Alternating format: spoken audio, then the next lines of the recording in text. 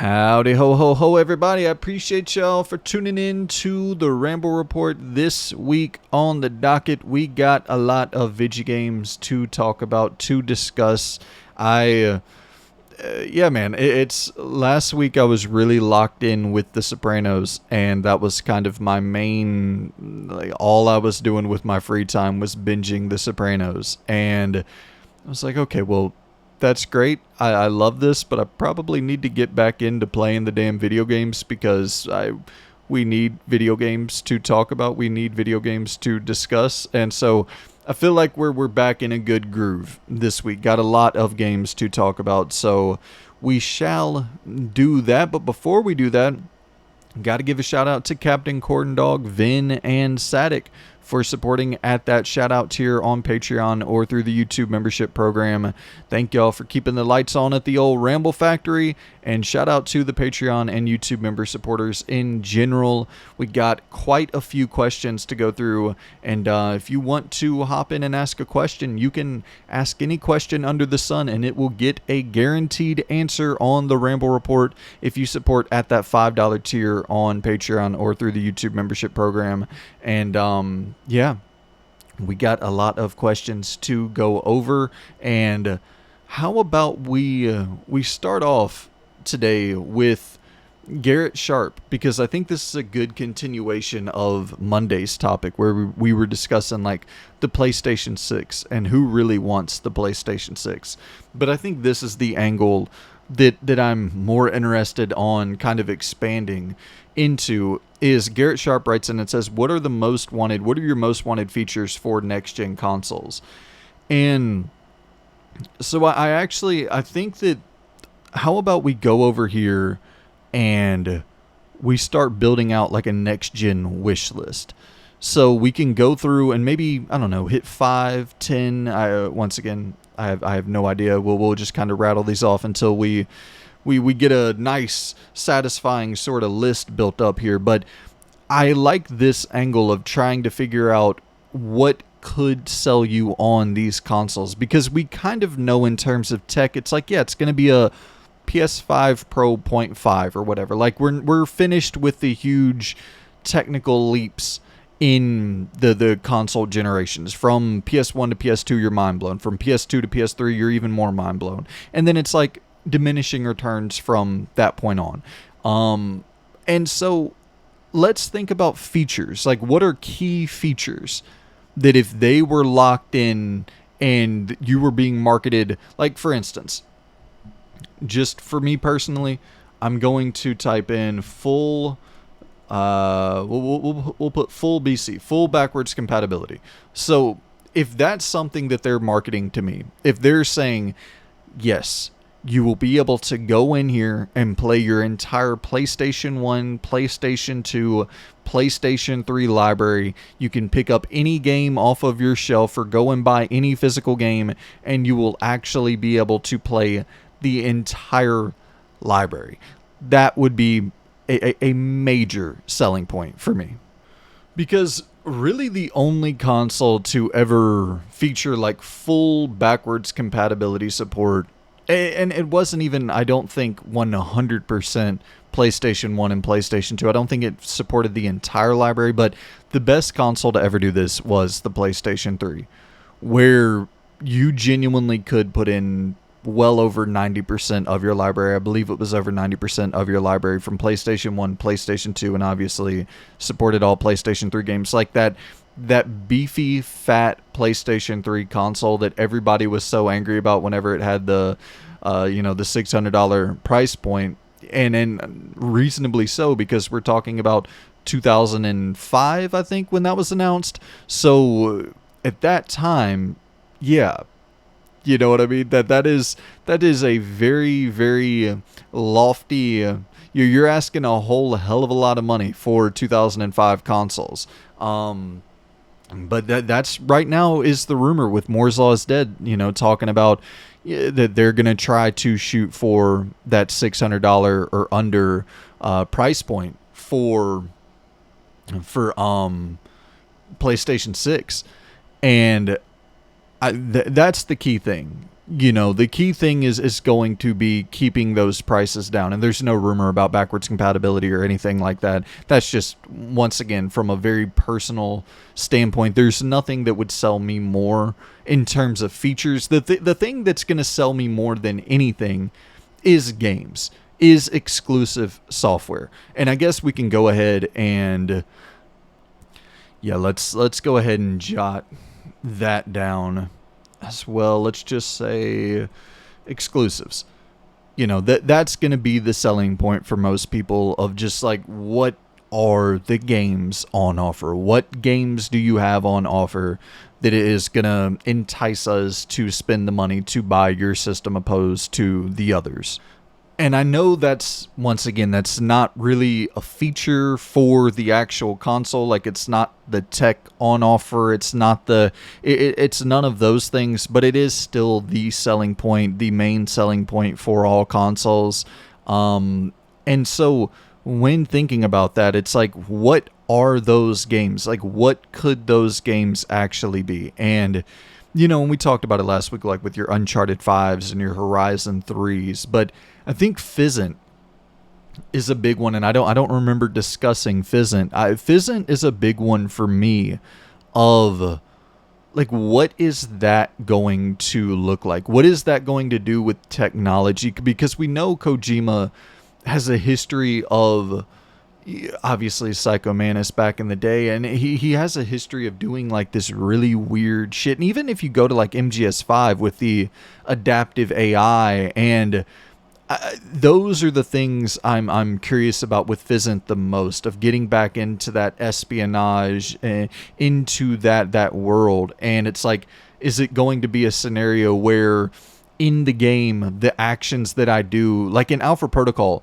whatever you would do in game would be reflected by the media. You would hear the news reporters talking about your actions, and what, you went in guns blazing. So they're talking about that. And there's some like negative global, geopolitical kind of ramification and sort of pushback, blowback that's being reflected by these news anchors talking about your actions in the game world. And like stuff like that, I find really, really compelling. That because we know that Kojima, when he gets up to bat again with Fizzant, this is going to be a statement game for him, leaving Konami with the bad blood in the water and going off to essentially develop the spiritual successor to Metal Gear Solid.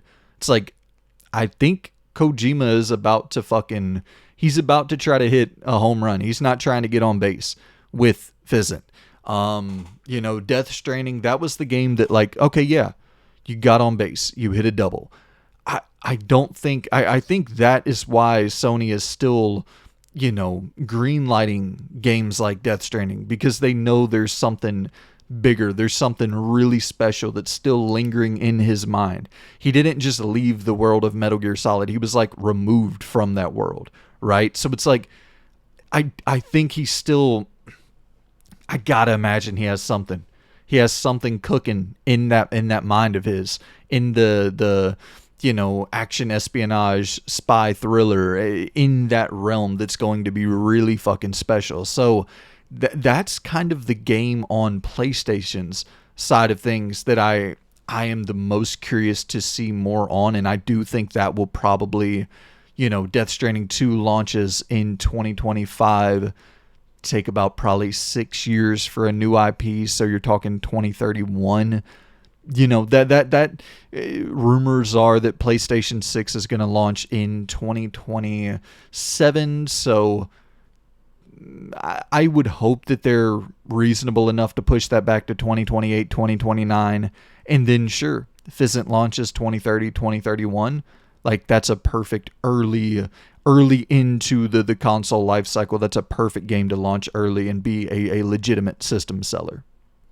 On the Xbox side of things, we're having a very different conversation in terms of next gen, and I'm only talking about Xbox and PlayStation for this conversation because it's, and really I'm talking more PlayStation 6 than Xbox in general for this conversation, because it's hard to really figure out, like,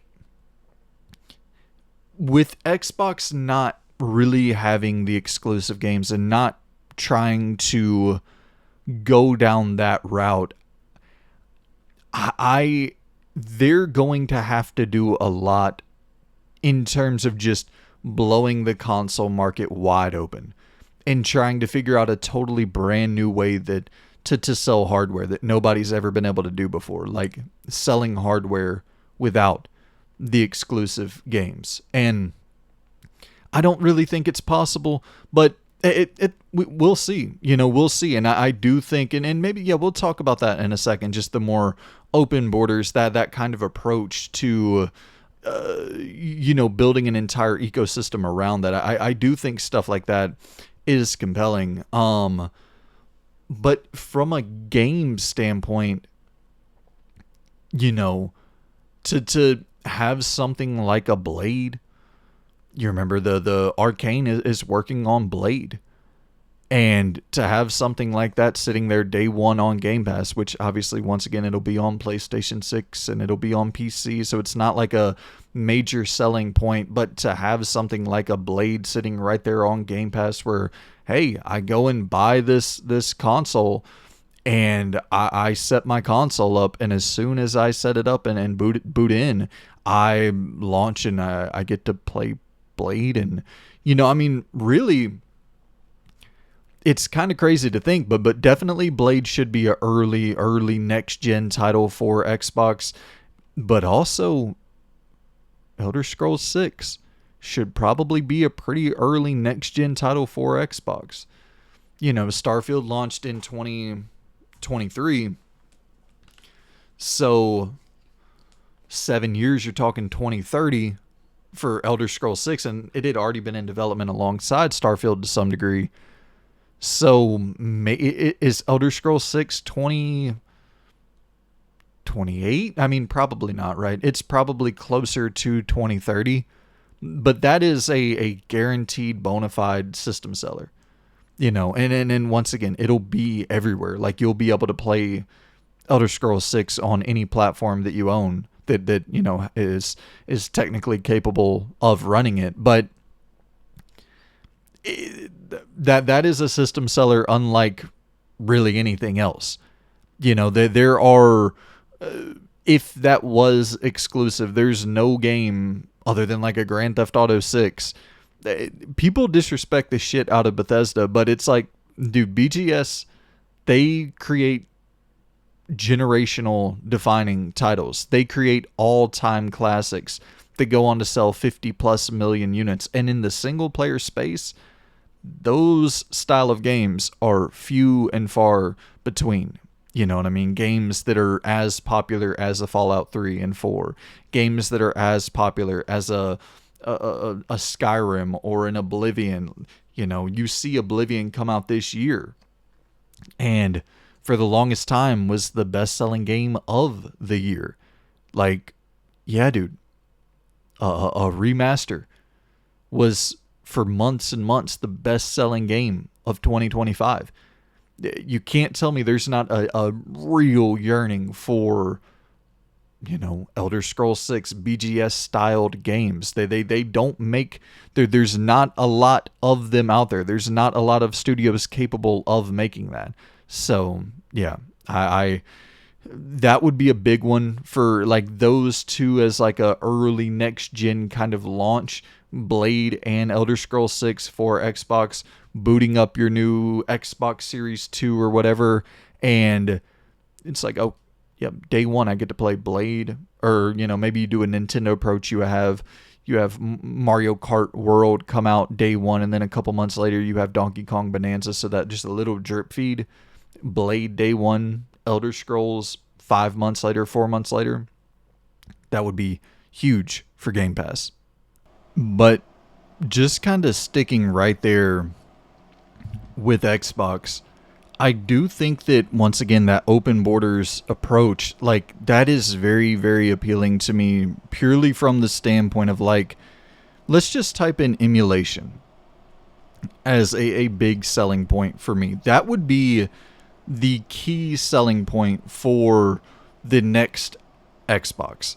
Like, if I can hook this plug and play device into my living room, into my entertainment center, have it just run instantly, like this PC console hybrid that runs instantly, can play all of, because it kind of ties right there into backwards compatibility, but not from a physical standpoint, from like a, open-ended emulation standpoint, where I can kind of just go in and hack my way into playing whatever fucking video game I want from any of my previous libraries. That's a major selling point. And once again, I hate to double, triple down on the same statement, but that price is going to be the end all be all for that next Xbox. Like, if it truly is, and it, by all accounts, it seems like it's going to be a PC console hybrid where you really can plug and play a PC for the first time ever. But it's like, is it going to be PC prices? Because if it's going to be $1,000+ nobody's going to buy it. But if they do take that mindset of, okay, yeah, we're still a software provider, and that's what we do with consoles. We take a loss on it because we make it back 10 times over selling software, 100 times over selling software. And so if they take that approach to really being like, okay, listen, we have the most open, the most powerful, and the most affordable console on the market, and it's like, not the most affordable, like I'm sure it'll cost a little bit more, but when factoring in all of these things, like the most affordable PC you could possibly buy at that tech level with those specs, like that's a major selling point. And so I know we wrote down emulation for, like, for me personally, that's the thing that would get me into a Series 2 console, or whatever they're going to call it, is like, yeah, dope. I can play Fable and Grand Theft Auto 6, and then I can also go back and play, the old Fable games and old Grand Theft Auto games just through emulating it on your platform. Going back and playing all of my back catalog through emulation, like, that's the selling point for me. That's the thing for me. Like, I love going back and revisiting classic games. You know what I mean? But it's the entire idea for what they're doing. The entire idea for what could be with that next Xbox is extremely appealing to me. Because we know that they will be the only company doing that. They will be the only company who truly has this open system like that. Like, PlayStation will not do that. Nintendo will not do that. And because there's a lot of risk associated with doing that. And then obviously, we talk about it all the time from a financial standpoint of it really not making sense to allow games to be bought on Steam or Epic, and you're no longer getting a cut unless you figure out some way on the back end to work out a deal with Steam or Epic so that you can get a cut, which I don't think Steam or Epic would be too keen on giving Microsoft a cut. It's like, well, no, you're putting our store on your platform, and that's a big selling point for your new system. So that's all you get. And so I understand it from their standpoint, but just taking all of the business reality out of the conversation and just purely looking at it from the standpoint of a consumer, like, dude, that's extremely appealing. This next one is a big one for all of the Xbox, Nintendo, PlayStation, and I'm just going to write down improved digital storefront, or just improved digital store. Like that, their digital storefronts for PlayStation, Xbox, Nintendo, they're all just absolutely fucking atrocious. And that is a big thing that needs to be addressed before we get into, next gen console releases. Like, they got to do a better job of removing or figuring out some way of because a lot of that AI slop that is just constantly being fed to you on those digital storefronts, what it is doing is it's making discoverability so much harder for, developers out there who are actually going out and trying to create high quality original content. And they're not able to be found because the storefronts are littered with just absolute garbage, that's dropping every single day. And you're different, press X 3 times to get a platinum style games, and just all of this utter garbage. It's a major problem for independent developers, and any developer who doesn't have like a legit marketing budget. That's a major problem for them.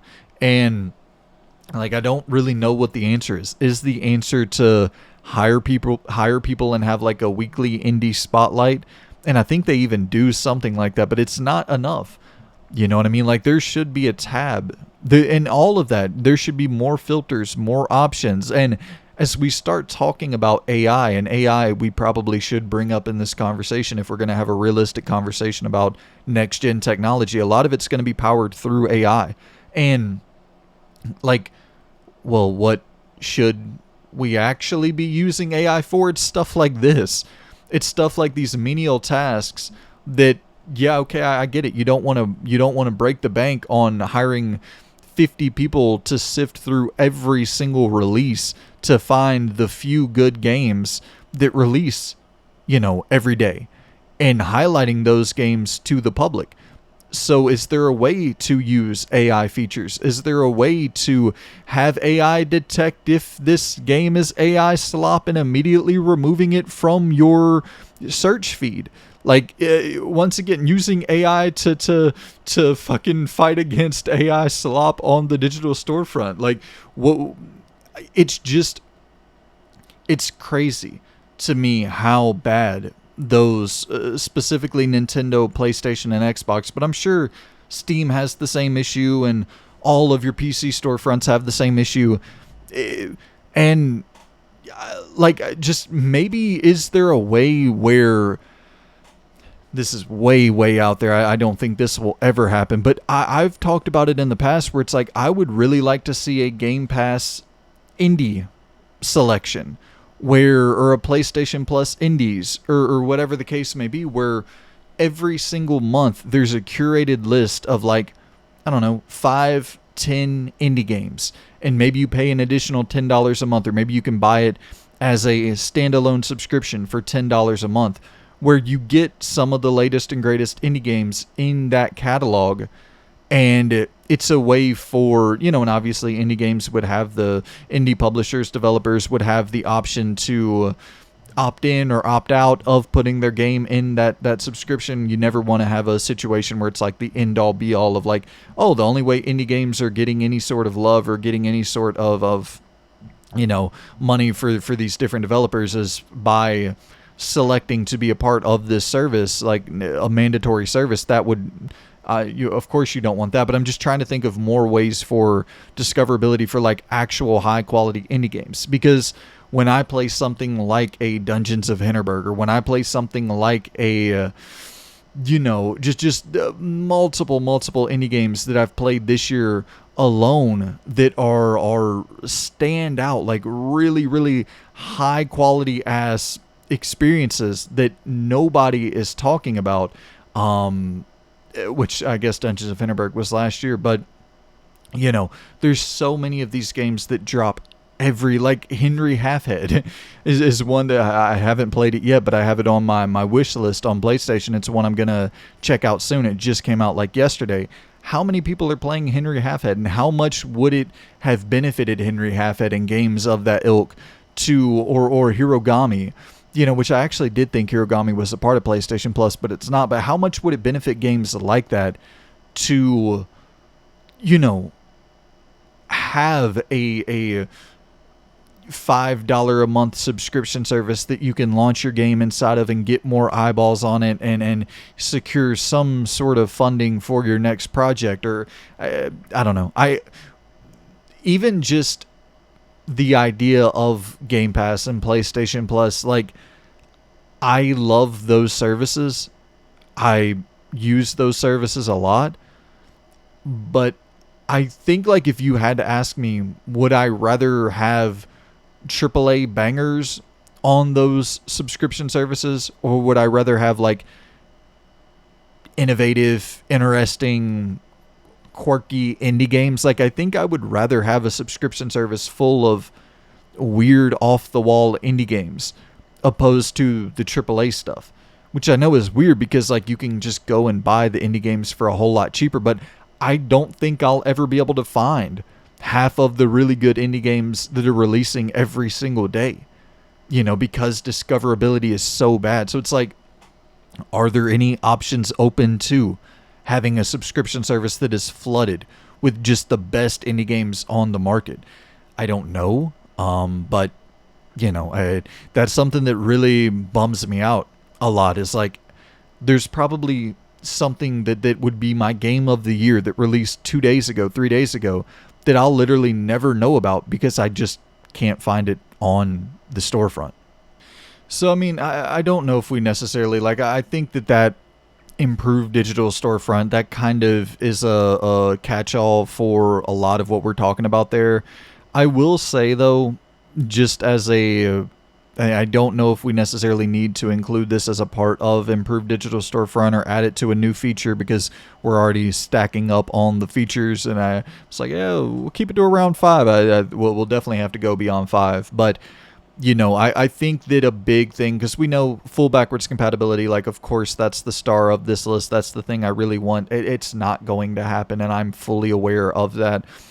Even though I would, if there was an edition, a PlayStation 6 that was, ridiculously priced, the most expensive I'd go out and buy it just for that. And that's the hypocrisy of it all, as I'm talking about. Oh, you need to keep those prices down, but it's more so talking about you need to keep those prices down for the general, just everyday, everyday average Joe who plays a couple games a year. They're not going to spend $1,000 on a console to play a couple games a year, but sure, they'll spend $500 to pick up Grand Theft Auto 6. So, but staying in that realm of full backwards compatibility, when we know that's not going to happen, but we do know they've been trying to work on a solution for the PlayStation 3 emulation. And I guess we'll go ahead and add this down because I this is a big thing for me, is that we'll just say PS3 emulation, and I know that's, we already have emulation up there, but just figuring something out, or let's say PS3 native, we'll just put PS3 native downloads. I can't spell fucking anything. We'll put PS3 native downloads here, and because that's crazy. If you're going to continue and just sticking with that conversation of subscription services, if you're going to continue offering up this premium catalog of, your retro classic titles, you got to have it to where you can download those PlayStation 3 games natively, or at least just remaster those titles and put them out to where people can go out and buy them a la carte. And sure, whatever. But if you're really going to have a premium collection of classic games in your service, in your subscription service, you should have those PlayStation 3 games that are available to be downloaded natively. So we don't have to linger on that too much because we already talked about it. But let's stick here with this. We're kind of all in the realm right now of talking about the storefronts, the digital storefronts, refunds. And I know we're not even really talking about tech because it's hard for me to get overly excited about the tech, if I'm being completely honest, because it's like we see with the PS5 Pro, it's like not a lot's really happening there. You know what I mean? And even from PS4 to PS5, it's like less and less is happening in terms of these. And we'll talk a little bit about tech here in a second, but it's just, those aren't the things that excites me for like what my next gen, my real PlayStation 6 wish list, Xbox Series 2 wish list. Like, what are the items that are really on that wish list? Like, this is a big one, where it's crazy that this has been a feature for so long on Steam and with Xbox, Nintendo, and PlayStation. They just refuse to offer refunds. And it is like pulling teeth to get one. And it should be a simple standard policy of, hey, you've played this thing for 2 hours, 3 hours, or less, you get a refund. You've played it for 3 hours, 4 hours or more, whatever the standard is that you want to set. You've played it for 3 hours or more, you don't get a refund. Very fucking simple, straightforward, and like a very honest, direct policy. Because with these console manufacturers who are so obsessed with the idea that we leave behind physical media, and they want us to abandon physical media so badly. Well, it's like, hey, dude, this would be a way of ensuring that we leave behind physical media, because a big reason that I buy physical media is because when I pick up a game and I'm like, oh, well, yeah, I bought Mind's Eye and now I want to refund Mind's Eye. Well, I got a physical item and I can actually go back and get some money from my purchase of Mind's Eye, and I can put that towards the next game that I want to buy. Like, we're still going to be spending that money in your ecosystem more often than not. Like, it's just, it's fucking infuriating to me that, and listen, I'll always support physical media, so I guess there's the benefit. And I do worry, like, genuinely, if they rolled this feature out, like, I do worry, would I start becoming more of a digital first consumer? I doubt it, because I still do love the ownership aspect of actually having, especially for games I really I know that I want. Like, I would buy those physically, but that's the beauty, right? Where I think I would probably spend more money overall if there was a refund policy available, because what would end up happening is I would jump into games and 4 hours would go by before I would realize that 3 hours, whatever your cutoff is, before I realized that, oh damn, I didn't get my refund for this. Or, even better alternative is that I'm playing the game and 3-4 hours goes by really quickly and I'm like, I dig the shit out of this. I don't want to refund this. But I would have never bought it in the first place at all if there wasn't a refund policy available, because I'm not going to risk the possibility that I don't like this game. And it's like, yeah, I'm not going to spend $30 for a who knows, might like it, might not like it. And so I think that you're kind of shooting yourself in the foot. In some ways, you're kind of shooting yourself in the foot by not having, some refund policy available. And I know that we're way off the damn deep end on this one, but I think even like a digital trade system where you can trade your games digitally, where, you put them up on the trade block or whatever, and someone offers you up, hey, I'll trade you these 2 games for that one, whatever, however you want to roll it out. Even if are you just trading games from your library? Can you actually have sort of transactions from one customer to the next? Like, is there some law that prevents that from being? I don't know the logistics and the red tape. I don't know how difficult that would be to implement that. And then would you open yourself up to different fraud and these lawsuits? I can understand that, but could it be as simple as like, okay, well, here's something in my library. You put it up on the trade block. I'll trade you something from my library to get the thing that's on the trade block for your library. Once again, it sounds ridiculous even as I'm talking about it, but I do think a digital trade system would be very fucking appealing.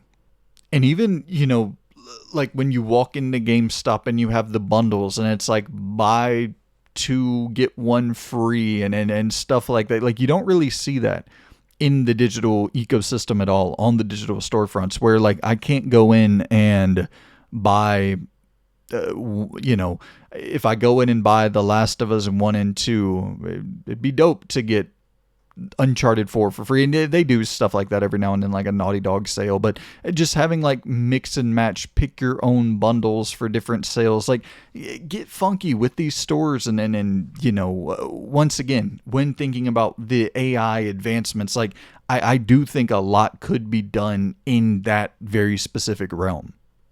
All right, but let's move out of the talking about the digital stores and let's talk a little bit more about, like, I don't know. This is a weird one. I'm just gonna say mod support. It's not even really. That's not really what I'm gonna say. Allow us to get weird with games like that. That's kind of more how. It's not even that I necessarily want all games to be completely open to mod it however you want and then have a lot of that PC experience crossed over into the console space. Like, I don't really care about mods more often than not, but at the same time, every now and like I saw somebody who was playing Spider-Man with fucking Tony Montana.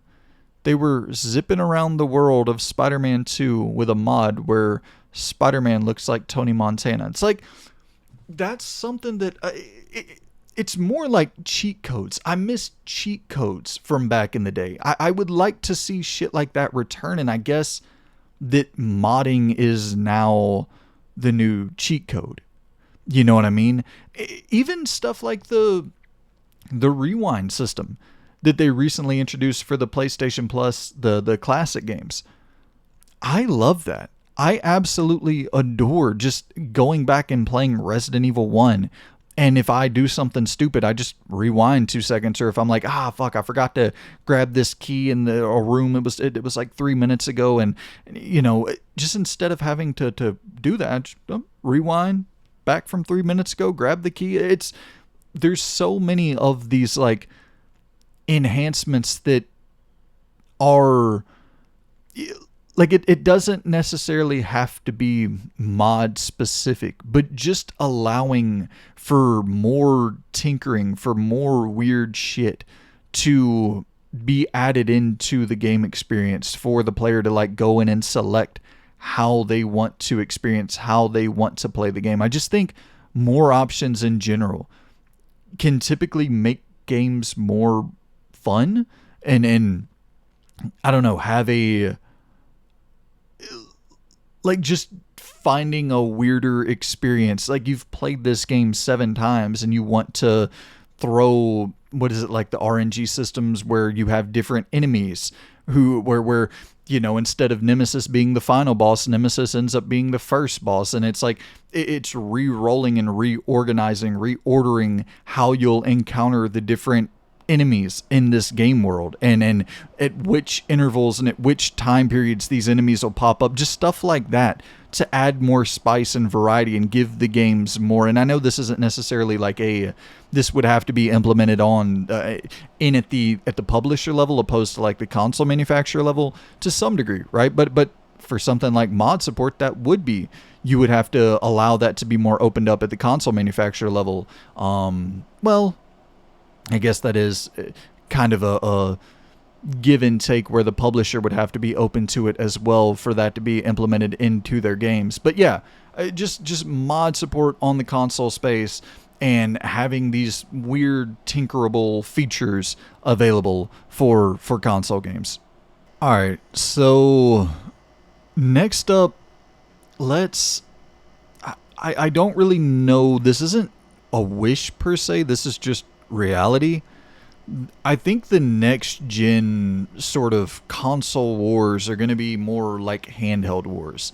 I think we're going to be seeing a lot of the handheld technology rolled out for next generation consoles, like as a attachment device or as just an adjacent device that launches alongside the next gen actual consoles. Like, I think you'll see a dedicated Xbox handheld, you'll see a dedicated PlayStation handheld, and of course Nintendo's going to have their Their Switch 2 will still be active, and then they'll probably go into a Switch 3, and then of course a Steam Deck 2. Like, I think there's going to be a lot of handheld warring going on for like the next decade. I think that's the new hotness. That's the new that's going to be the thing that they're really trying to market down our throats.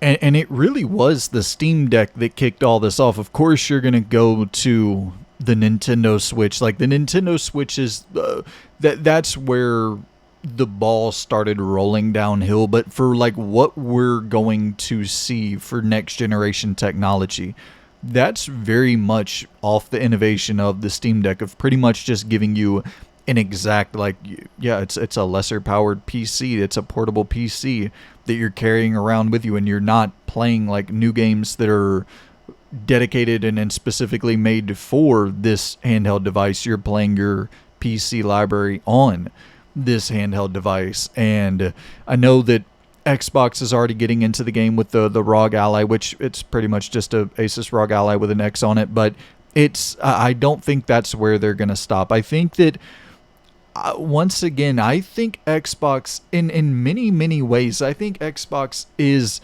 positioning themselves best for next-gen tech in terms of, like, this whole Play Anywhere idea, where if you buy a, you whatever game, and it's not whatever game you buy, and I think that is kind of a major sticking point, a major pain point of this whole Play Anywhere initiative, is like, you don't really get to dictate if those games are Play Anywhere at all.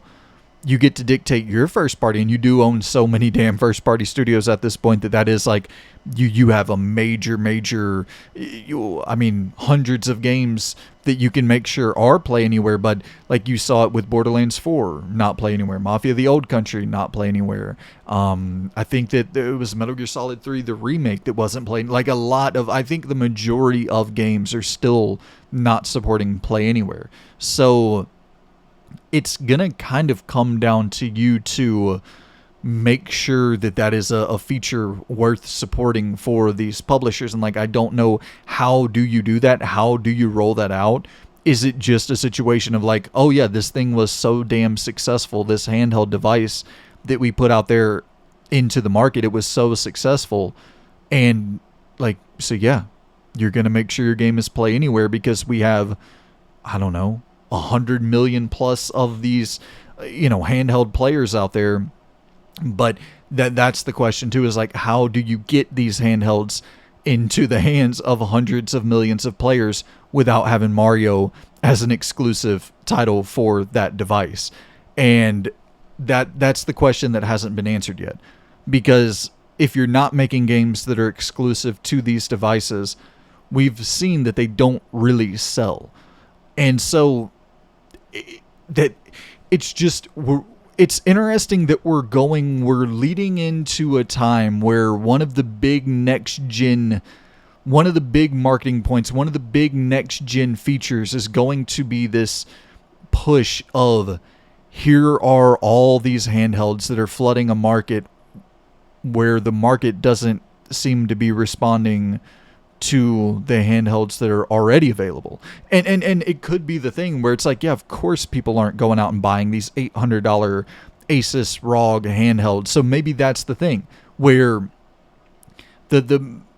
is it going to be just, once again, this is the most powerful handheld, the most open handheld, and the most affordable handheld. Like, when you compare it to a Switch 2, when you compare it to a PlayStation Portable 2, the upcoming Xbox, who knows what the hell they're going to call it, the upcoming Xbox handheld, it just blows them out of the water in terms of how open it is, how powerful it is, and it's at a similar price point to the competitors.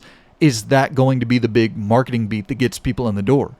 And then having a service that is as fucking incredible as Game Pass that you can take with you on the go. I'm just so curious about Xbox for the next generation of technology. You know what I mean? For their next gen push. I'm so curious about what they do more so than anybody else, because it's the thing that I talk about all the time. Like, with Grand Theft Auto 6 coming out, I feel like my mind can be open to so many different possibilities of what that game could be. because it feels limitless. Where with Xbox's next gen approach, like I truly do not know. Like it feels limitless. It feels like it could go any different way, and it's not the thing of Rockstar where I'm backed by the confidence of like, yeah, Grand Theft Auto is going to be sick because it's fucking Rockstar. They always make incredible games. Like it's, I don't know what the right term is. It's like they have the money, they have the resources, they have absolutely everything that you would possibly need to really make a play and make a splash and they have the mindset of like they're the most forward thinking of the three, but often to a detriment. And they often kind of think themselves into a corner that they have to then back out of, and it's like such an innovative, interesting idea that just doesn't pan out. But that's still so fascinating to follow along with, and like I want to support what they do next potentially, right? Like if they truly can offer up this just affordable PC, very powerful on the console market and from the handheld market, like if they can truly offer up these two affordable devices to essentially have a PC on the go that's much more affordable than your Asus ROG Allies and all of that, and then do the same thing on the console front, like that is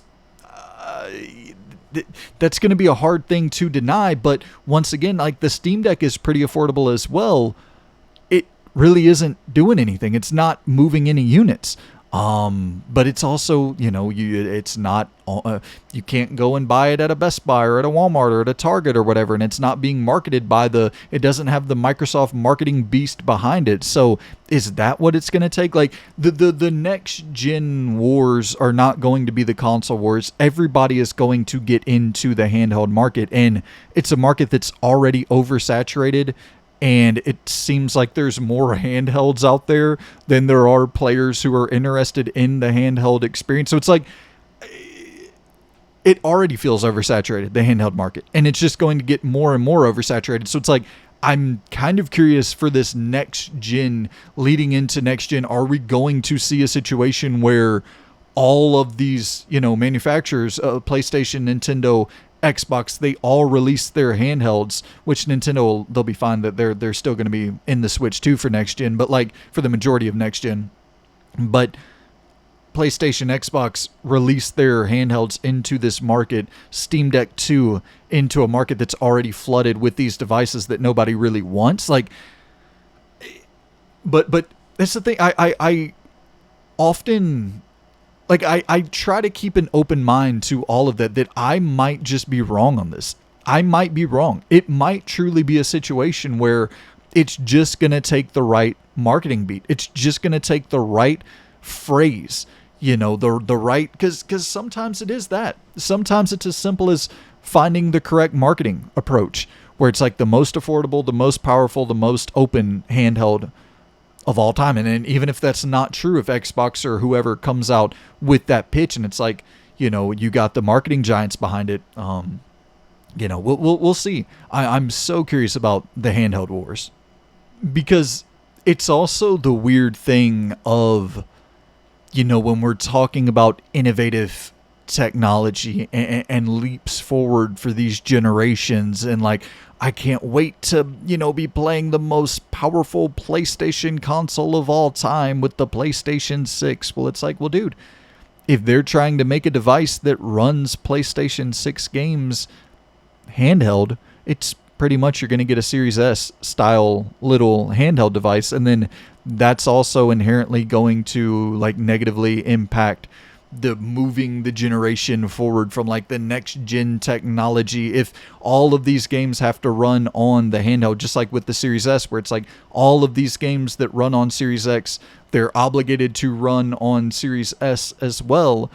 And so then you have a situation where like Baldur's Gate 3 can't launch because of the Series S. You have a situation where, these different games, they can't launch because of the Series S day one on your console, or are, limiting themselves, or like they're having to make these concerted efforts to, it's not like weaken the overall experience, but they're definitely having to adjust to accommodate the lesser powered system. And then, so if we're flooding the market with these handhelds that are accompanying these next gen, the true next gen leaps in technology, it's like, well, how significant is the leap actually going to be if we're going to be releasing all of our games on a handheld that is around, a similar power range to a PlayStation 5, or even maybe slightly less power than a PlayStation 5, something like a Series S, or a Switch 2. It's very, very interesting times. And we'll do one more, because I know I'm going forever with this. I feel like I could talk about this shit all day, but let's just say, let's say fresh. I don't really know how else to describe this, but a big thing that I hope for next gen consoles, next gen tech from an actual game standpoint, is that we just play a lot of stuff that feels fresh. We just jump into a lot of games where we're like, oh damn, that's I didn't expect that. Like, a big thing for me is y'all know I love true agency in a game. I love whenever I can actually make choices, and these choices actually impact the narrative and have wide-reaching, like these branching sort of ramifications for later on in the game. But I like also whenever I will do something in a game world, and like if I make the wrong decision, it leaves my city, it leaves my whatever, it leaves my castle in ruin, and you're seeing this, like the actual game world react to the choices that you've made, and have this sort of long lasting effect where I come back, hours and hours later, and the game world is still the way I left it based on the decisions I made that went wrong. And just having that, like, I can choose, and right or wrong, the city that I'm building up will prosper or be led to ruin based on my choices. And like you see with Clockwork Revolution, some of those ideas of the actual world that you're inhabiting being positively or negatively affected by what you do. In Exodus, the upcoming game from Archetype, the ex Mass Effect, damn, I'm blanking on the names, but it's a lot of the ex, like, Mass Effect leads who went over there to Archetype, and they're creating essentially their version of Mass Effect with their next big sci-fi RPG. But a big thing is like time dilation, and the world is going to, depending on the choices you make, the world is going, you'll be able to see that in the future or going back in time, like all of these different effects that can occur through the time dilation and fucking up with the, just sort of having that idea of like manipulating time. And it's the thing you see all the time in any of the stories where it's like you going into the future, going back and trying to change the past. Well, you change this one thing and like, oh well, now this has the domino effect that ripples down 100 years later, and it fucks up this person's life, or it fucks up this entire, those type of things. I would love to see more of that in the game space overall. And a real big thing I hope for with next gen tech, for in terms of how we're playing games, in terms of the games we're playing, a big selling point that I would like to see is like true evolution of melee combat. And I talk about this all the time as well, so I apologize for the redundancy, but like 2008, 2009 Arkham Asylum comes out, and it's like, okay, well that's melee combat now. For years and years and years and years and years, if you made a third-person action-adventure game, you had Arkham-styled combat. And it's a fantastic combat system. I see why everybody aped it. Can't get much better than it.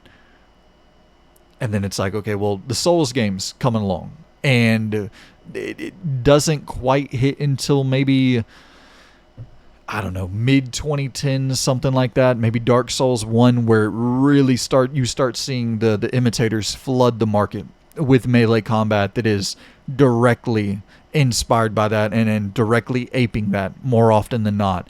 And so it's like those two styles of combat, Souls inspired, Arkham inspired, that is what melee combat is in 2025. You know, you get every now and then a character action game, or every now and then something that truly strays away from that, like an Indiana Jones, where it truly strays away from that format.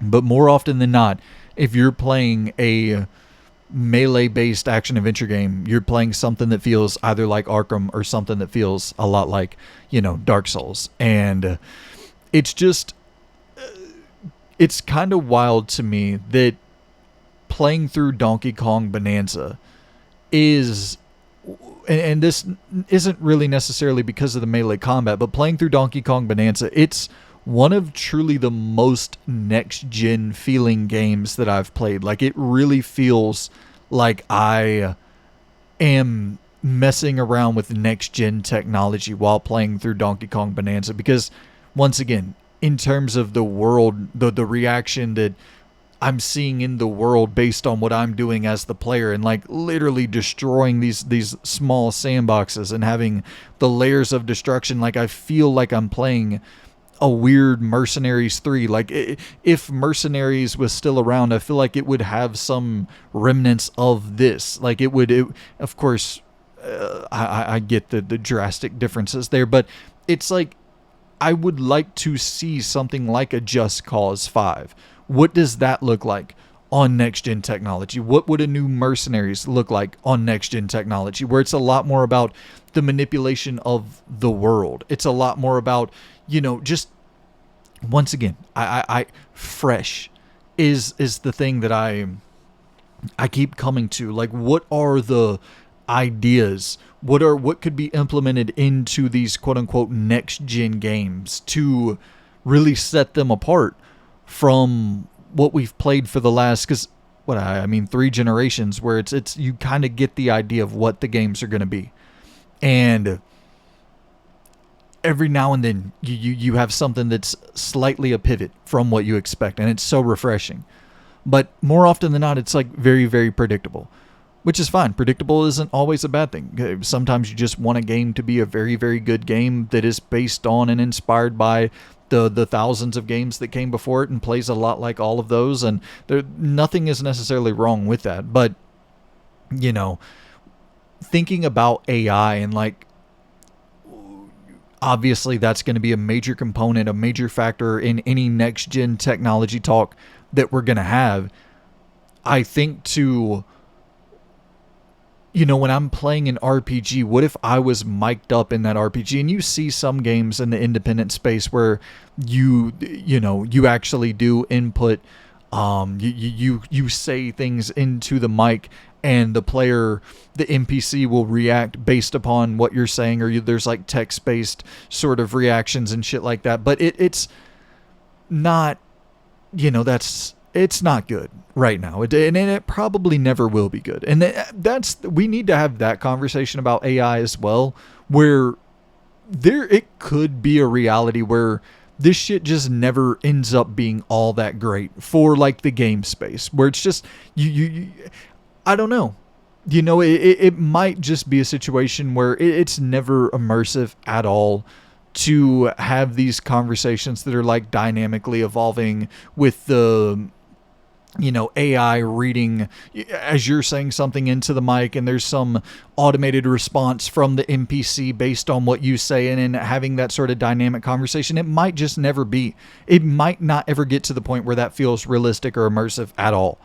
But when thinking about it, it's like, yeah, it'd be cool to boot up an RPG, and you think about, once again, getting weird, thinking about weird shit. When I think about Steel Battalion back in the day on the original Xbox, and it's like you have this full kit that you can go out and buy to have this extremely realistic mech styled, you know, not so much mech, but you know what I mean, to have this aerial based combat experience where you're in the cockpit controlling all the different bells and whistles and buttons, and like you really feel immersed in that space.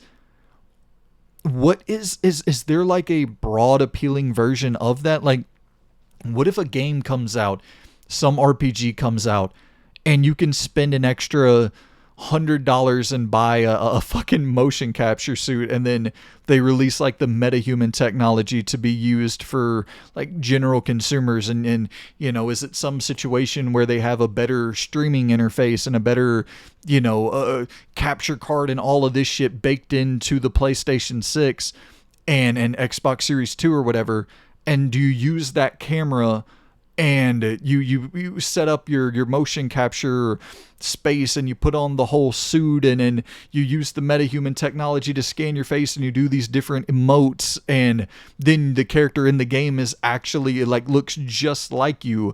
And then the different attacks that you do, like you swing the sword, does it come with a sword equipped, and you swing the sword and it actually looks like you doing those attacks. Once again, it's that's way out there. This is just kind of off the dome weird shit that I'm trying to think of, like what could be the weird shit. Maybe it could just be as simple as like, holy fucking shit, with the metahuman technology and all of those advancements, like we truly do get to, in these RPGs or games with creative character scenarios, we truly do get to like scan ourselves into the game and look just like those people, and you know, like actually look like we're a living, breathing part of this world that is as realistic. Like, you know, forever it was you scan yourself into NBA 2K and your character looks absolutely fucking ridiculous, so you end up just deleting the scan and going and creating a different version, and like you build it from the ground up, and it looks better than the actual scan that you made. It looks more realistic, or more closer of a replication to how you actually look than the scan did, which, you know, anywho, we could go on forever with this damn topic. Garrett, I appreciate you writing in, man. I apologize for taking this question and rambling for fucking 4 hours with it, but I am just simply so fucking fascinated by, like, we're here, you know? We're here. Next gen is here. If rumors are to be believed, 2027. 2 years. And so, like, my brain is just trying to, sure, faster SSD, less loading screens, less shimmying in between ledges to render in the next, you know, in-game environment that you're going to be, of course, sure. 4K 60, having those features available and not having to toggle between a performance and a quality mode. 8K 120, whatever, roll that out if you want to, but like, this is the shit for me personally. You know, this list that let's pull the list up real quick. This list that we've built for me personally is, these are the things, these 9 things. And we probably should have did one more just to have a let's go ahead and faster SSD is the most boring fucking final answer. But, you know, just to round it out at 10. But these are the 10 things for me where when I'm looking towards next gen, things I just personally want to see from a weirdo standpoint, from somebody who's not a technical, you know, from like, I'm a novice in terms of the technical aspect of things. I really don't care so much about that stuff. I'll be impressed by it when I see it, but I don't really like, I don't need to see more pores on Aloy's faces. I think I've seen all the pores. I think I've seen all the arm hairs. I think that stuff's awesome and super impressive, but like, just weird shit is kind of what I'm looking forward to and hoping for next gen technology. But I'm really curious to hear y'all, you know, sound off in the comments and let me know what you're the most excited to see in terms of next gen technology. When they roll out these consoles, what are the words that they need to say when they're marketing these consoles to you specifically? Like, what are the words they need to say to convince you to go and buy a $600 device? Or just what do you want to hear? When they're marketing this thing to you, what are the words you want to hear? You know, the thing that would really, like, a true wish list item, true shit that's like weird, off the wall, that you don't expect but you would love to see. Like, I want to hear that from you all. And I think that that's the thing as well. Like, I'm just more curious about your guys' take on next gen. Because I loved the conversation that we were having in Monday's video, but like to expand on that as well, of just like your personal level of investment, your personal, like the things you actually are looking forward to. I'm more curious about that than really even what I'm looking forward to, because I'm not like, I don't know really what I'm looking forward to at all. Like, I build out that list there, and all of that shit is totally bizarro land stuff that we'll never see. So like, I'm curious as well from the standpoint of like, what do you expect we actually could see that we get you like, it just blows my mind that we're this close, and I'm just trying to figure out like, what are the things, what are the things, like, how are you going to market this to make it feel special at all? So Captain Corndog writes in and says, what is your favorite handheld console of all time and the favorite games you have played handheld? So it's actually, I'm not a handheld game guy. The first handheld that I actually owned was the Switch. The first Switch. I never owned a Game Boy back in the day. I never owned a PSP. I never owned a Vita. I never owned any. And honestly, like, I never really had much experience playing any of those things either. I don't know if, honestly, dude, I don't know if I've ever played a PSP or a Game Boy, or because I just didn't know people who owned them. And so the Switch got me in with, the Switch really got me in. I bought the Switch solely for Marvel Ultimate Alliance 3. That was the game, and then Bayonetta 3 and No More Heroes. Like, those three, actually, wow, Marvel Ultimate Alliance 3, No More Heroes 3, and Bayonetta 3. That's kind of crazy. So those third games in those franchises that were exclusive to the Switch, that's what made me buy a Switch, or I never would have bought the Switch either. So I bought the Switch only for those three games, and I don't really like playing handheld all that much. I like, as I'm playing Donkey Kong Bonanza, a big thing that I'm realizing is it's fun for me to just do this for 30, 45 minutes, dick around with it for a little bit, but like, I don't necessarily need much more than an hour or two. Playing handheld for more than like an hour and 30 minutes, it's not ideal for me. So like, the handheld game experience just, it doesn't appeal to me all that much. I will say though, this system that you're seeing on the screen, the PlayStation Vita, this is the handheld system that I often debate getting into and collecting for, because for one, it's a weirdo device with a lot of like, I don't even necessarily, I know that it involves light a lot of the time, like with Uncharted Golden Abyss, you're having to actually shine a light on the papers on the screen to be able to see, and then it's a lot of this just weirdo technology that they equipped and kind of built the Vita around that. Like, just purely from a curiosity standpoint, I would like to dick around with some of that stuff. And then, of course, like, I've never played Golden Abyss, and Uncharted is one of my favorite video game franchises of all time. And to have not played one of the games in one of my favorite video game franchises of all time, like, yeah, so I do think at some point I will buy a PlayStation Vita and maybe collect for it a little bit. There's not a ton of games on the Vita that are like, oh, I gotta go out and, because they didn't even release a God of War for the Vita exclusively. I think that was just the PSP, if I'm not mistaken. I could be wrong on that. Once again, you know what? Let's actually look up the Vita library real quick. So I think this might be the thing I'm more interested in, is like, what are these lots even going for? And like, what are the games that come in these slots? So you're seeing like lots of games. These are some Japanese releases, stuff going for around $100 for these lots. Once again, Japanese releases. Oh damn! Here's a $800 bundle. I'm such a fucking window shopper. With these lots, I I do this all the time where I just like go and look at the most expensive thing, knowing I'm never gonna fucking buy it, but I just wanna look through it. So I got some Japanese releases in there: Gravity Rush, Ninja Gaiden.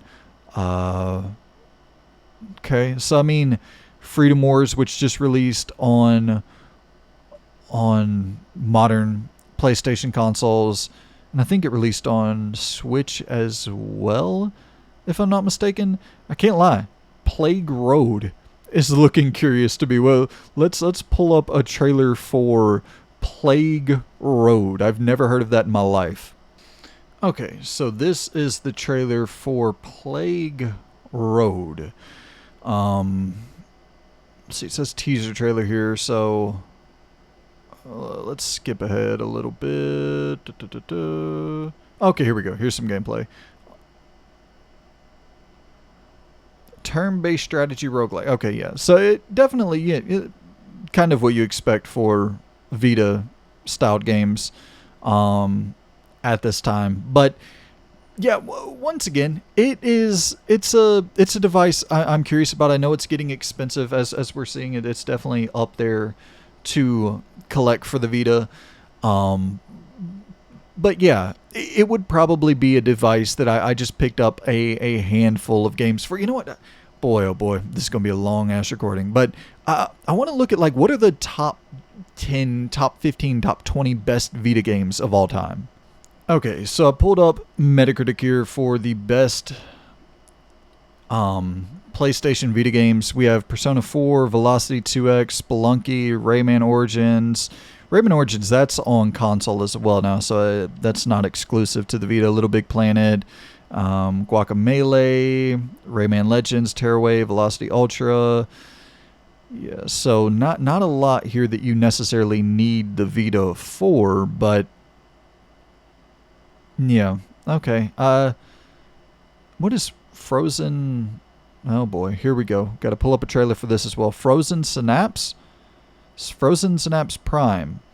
PlayStation Vita. View on all platforms. Did it come out to other places? Okay, so yeah, it's available on other systems as well. But anywho, so yeah, I guess to answer your fucking question, other than my my brain is going everywhere today, but I'm not a handheld guy. I will end up buying a PlayStation Vita solely for Uncharted Golden Abyss, and I would have bought it when it came out. Well, I was young when the PlayStation Vita came out. I think I was still a teenager when the PlayStation Vita came out, so I just didn't have the money to buy it. And I didn't get into Uncharted until Uncharted 4. Uncharted 4 was the first Uncharted I played, and then went back and played all of the others. And so like Golden Abyss wasn't calling out to me when it initially released because I never played the franchise. But if, knowing what I know now, and if the Vita came out after playing through the other Uncharteds, that game alone would have got me to buy the Vita. But not a lot. That's with all hardware, with all consoles, it's going to take like a top tier premium exclusive title to get me to pull the trigger to buy the system. All right, so our next question here is from Sean Ward, and he writes in and says, if you had the power, would you freeze all future advancements in game technology in exchange for drastically faster and more frequent releases using today's tech, graphics, hardware, frame rate, and world scale? Imagine getting a brand new entry in every huge franchise every 1 to 2 years, plus tons of new highly polished IP, but all forever limited to current technology. Would you take the deal or not? Dude, I fucking love this question. Man, this is tough. I got to be real. Like, my initial gut instinct is to say yes. Like, I would take the deal with the devil, where it's like, if I can get my favorite franchises released on an annual or biannual basis, I would take that and forego advancements in next gen groundbreaking technology. My initial gut reaction is that. But then I start thinking about it and I'm just like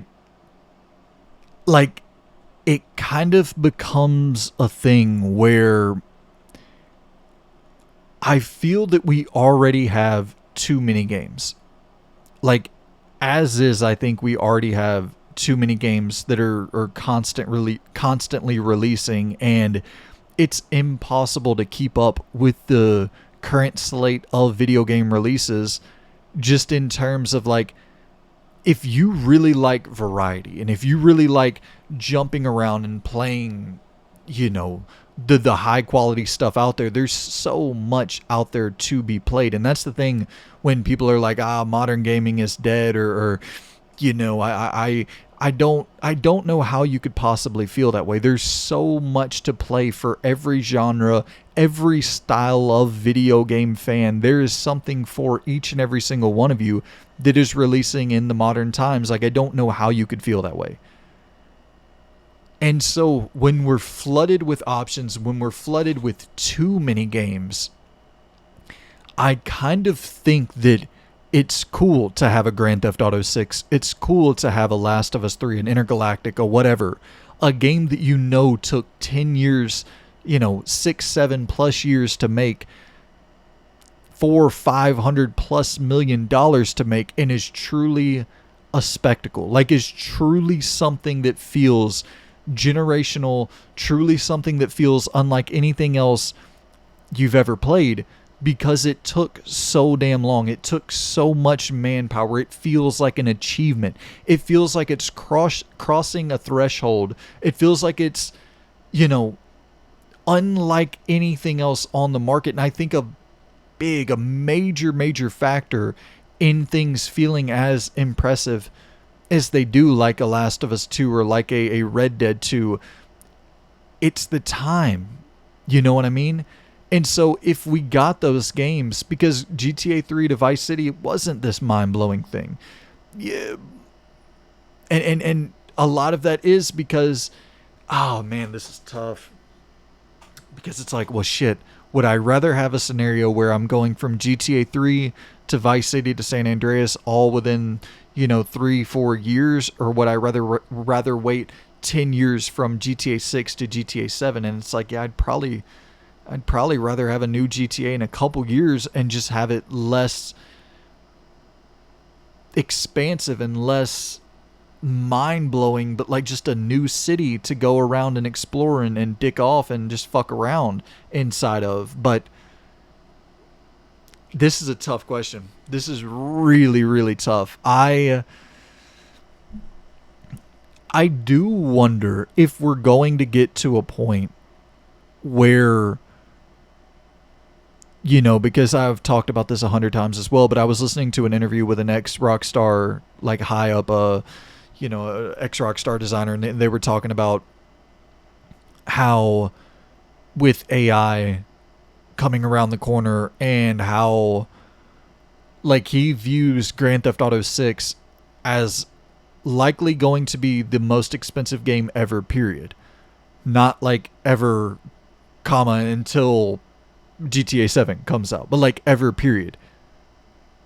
And GTA 7 won't cost as much as GTA 6 because of the advancements that we're seeing in AI and how that could expedite and how that could speed up the process of development in the early phases of development. And so it's like right now and leading into the future, like, could it be a scenario where we're just, and I already feel like we're just getting too many games and things that back in the day would have been slam dunk bona fide blockbusters like Chronos the New Dawn and Hell Is Us. I don't know so much about Hell Is Us, but like Chronos the New Dawn would have been a guaranteed smash hit on the PlayStation 3. It's not doing anything right now. In modern times, it's not moving the needle at all. And it's because, well, shit, it released the same day as Hell is Us and the same day as Hollow Knight Silksong. And I'm not saying the same day, but in a similar time frame. And it's like every single week there's something that is drowning out the other releases. And so if we're in a situation, if I take this deal with the devil and I have to get, games from my favorite developers, publishers every 1 to 2 years, then, well, dude, I'm never going to get around to a Hell is Us. I'm never going to get around to a Chronos the New Dawn. I'm never going to get around to these new IP that I think need time, and they need a window of opportunity to flourish on the market without being drowned out by big hit franchises, And if it only takes a year or two, then those new IP are never going to have the time in the spotlight at all, because we're constantly going to be getting games in our favorite franchises. So this is a tough question, but I think like initial gut reaction is to go, yes, I'd take that deal all day, every day, twice on Sunday. Give me a new Grand Theft Auto, a new Red Dead, a new, every couple years, a new, like I want all of that shit, a new Last of Us every couple years. And then that's kind of the greedy side of like just looking at it selfishly. But I think for the good and for the overall health of this industry, I kind of think that it's better that certain games take a little bit longer, because I think they truly advance the industry. And at the same time, I think that they give breathing room to the rest of the industry. Great fucking question. That's something that, like, you could ask me that on Monday and my answer would be different than it is on Tuesday. So great fucking question, man. I really appreciate that. The next question here comes in from Vin, and Vin asks, well, do you have a video game hang up? For example, mine is the camera angle. If a game doesn't offer a first person or at least a zoomed in third person camera perspective, I'm likely not interested. Red Dead Redemption 1 and Watch Dogs 2 are a couple titles I missed out on because the experience feels too far away, contrasted by a FPS or up close third person camera, which feels more intimate and makes me feel like I am the main character, instead of just feeling like 5-year-old Timmy playing with a 1979 Star Wars action figure in a sandbox. Unfortunately, driving games are the same. If there's not a cockpit/dash or hood view, I'm out. So, do you have a video game hang up? Is the overall question. For camera angles, like, I will always prefer the third person perspective. I think that I'm wired that way, where if third person is an option, I would rather play it in third person. However, something like Indiana Jones and the Great Circle comes along, and it makes me reconsider my position on stuff like that, where I genuinely do think that this game would be significantly worse if played in third person. Like, it is truly designed as a first person experience, and like the melee combat of putting your arms up to deflect the shots, and like it's so fucking immersive just how it feels to engage with that combat system from, just the melee design of the game. It's designed around first person, cracking the whip, going around and finding the glass bottle that's on the table as you're being rushed and picking it up and throwing it at an enemy, splatting them on the head with it, and just having these very, very immersive experiences and kind of on the fly reactionary based encounters that you can't really get out of a third person game quite on the same way. And you're seeing 007 first like kind of tinker with that idea, where it's like, oh, I'm gonna grab the pool ball, hit the enemy, I'm gonna throw the pool ball at the enemy. And so there's these little objects laying around the environment, but it still feels a little bit more canned, or it looks a little bit more canned than 007, because like as you see right there, like just picking up anything that's around you to use as a weapon, there's something about the instantaneous nature of doing that in first person that just feels so fucking satisfying. And so something like Indiana Jones and the Great Circle makes me reconsider, like, if this had a third person option, I still think I would rather play it in first person. I think that this is just purely it needed to be what it was. It needed to be a first person game. So like I think that my overall answer is like I'll play the game however the developer designs the game. And I'm open to, if you have an idea, like would I rather play Cyberpunk in third person? Sure. Do I have preferences? Absolutely.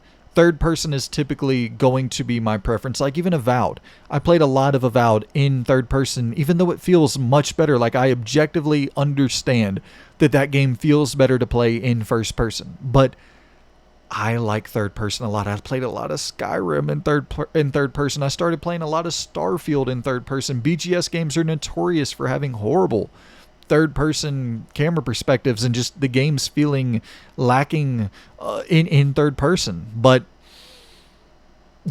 I it is a preference of mine, but I will typically defer to the developer. And if there's something that you as the developer want me to experience as the player, then I want to play it in that intended version. Like I want to play it as you intended, the experience that you wanted me to get, just to see if I can see what you saw when trying to create the experience in this regard, but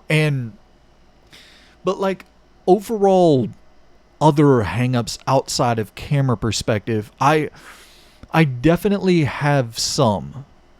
For me, my two biggest pet peeves, hangups, whatever you want to call it, one would probably be like just not having the ability to manually save at any time. I hate that. And like I don't have a job where I get to 9 to 5 clock in, clock out. Like I work in the spur of the moment. I get a call, I gotta rush off to go to work. Like it just irks me when I'm playing a game and I have this looming feeling over me where it's like I made hour plus I progressed over an hour or whatever, and it's like I don't have the ability to just save, and it's like I don't remember when the last checkpoint I hit was, or those things are so infuriating because you're going to work and it's like, well shit, I guess I'm going to leave my PlayStation running or whatever, but in the event that the power gets cut off, we get a storm, whatever the case may be, and I come back home and I boot it up and it's like, well shit, the checkpoint wasn't, you if you would have kept playing, the checkpoint was 2 minutes from where you were. But unfortunately, you had to quit playing, and the last checkpoint that you hit was 35 minutes ago. And so start back over from 35 minutes ago. That is a major pet peeve of mine. That is probably the number one pet peeve that I have. I would say number two is probably like crazy difficulty spikes, because I don't play games for that. Like I don't play games to get good. I play games to have fun. I play games as a stress reliever. Like I don't need any additive in my stress life. That relationship is maxed out. I need zero more stress, tension, whatever. So I like playing games. I like playing all games on just the normal default difficulty setting. But if it does get to a point where it's like I've died 7-8 times in this one boss fight and I've spent an hour and 30 minutes fighting the same fucking boss, I'll drop that damn difficulty so fucking quick. And it's just more of like a time saver than anything. I don't want to waste the fucking time. More than like the getting good aspect, more than it's just the time. That's really the pet peeve of mine, where I'm like, I'll think later on after finishing the boss, because that's the thing I always say to anybody who plays games. You can finish any game. There's no game that's too hard for you to finish. It's just, do you want to commit that time to it? And I have a really unhealthy relationship with how I view time.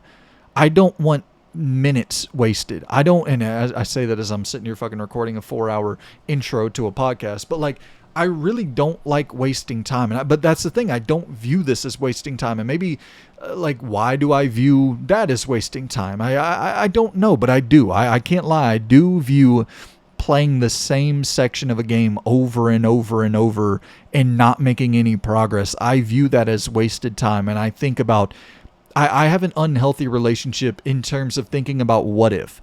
Like, what if I wasn't doing that? What could I have been doing? And that's a overwhelming sort of, you get into this pocket of like, it's an overwhelming sensation because the answers are limitless. Like, if I wasn't doing this for the last 10 hours, then I could have been doing anything. And so you start prioritizing, or you start like building a mental checklist of like a ranking order of like, well, I think I would have gained more fulfillment doing this and this and this and this and this. And then it's like, oh yeah, well, there's like 9,000 other things I would rather do than just bang my head into a wall for hours with this crazy difficulty spike. So, and that's the pet peeve more than anything, is the difficulty spike. Like, if you just make a really hard game and that's what I expect the entire time because the entire thing has been really hard, it's like, well, I know what the fuck I'm signing up for.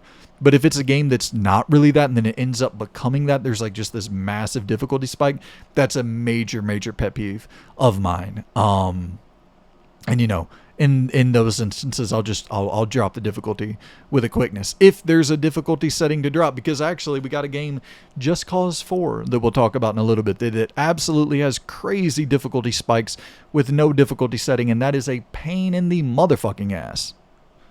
Alright, so our next question comes in from Justin Parkhouse, and he says, Yo Brandon, I've just picked up The Bureau and I Am Alive and Sleeping Dogs on my Series S for £8. Have you played any of them other than Sleeping Dogs?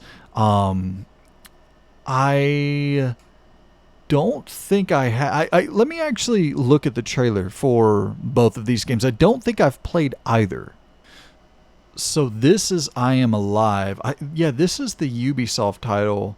I think I bought this digitally, but I never played it. Like, this is the Last of Us inspired title, correct? Where they were trying to take a crack at making a Last of Us style game.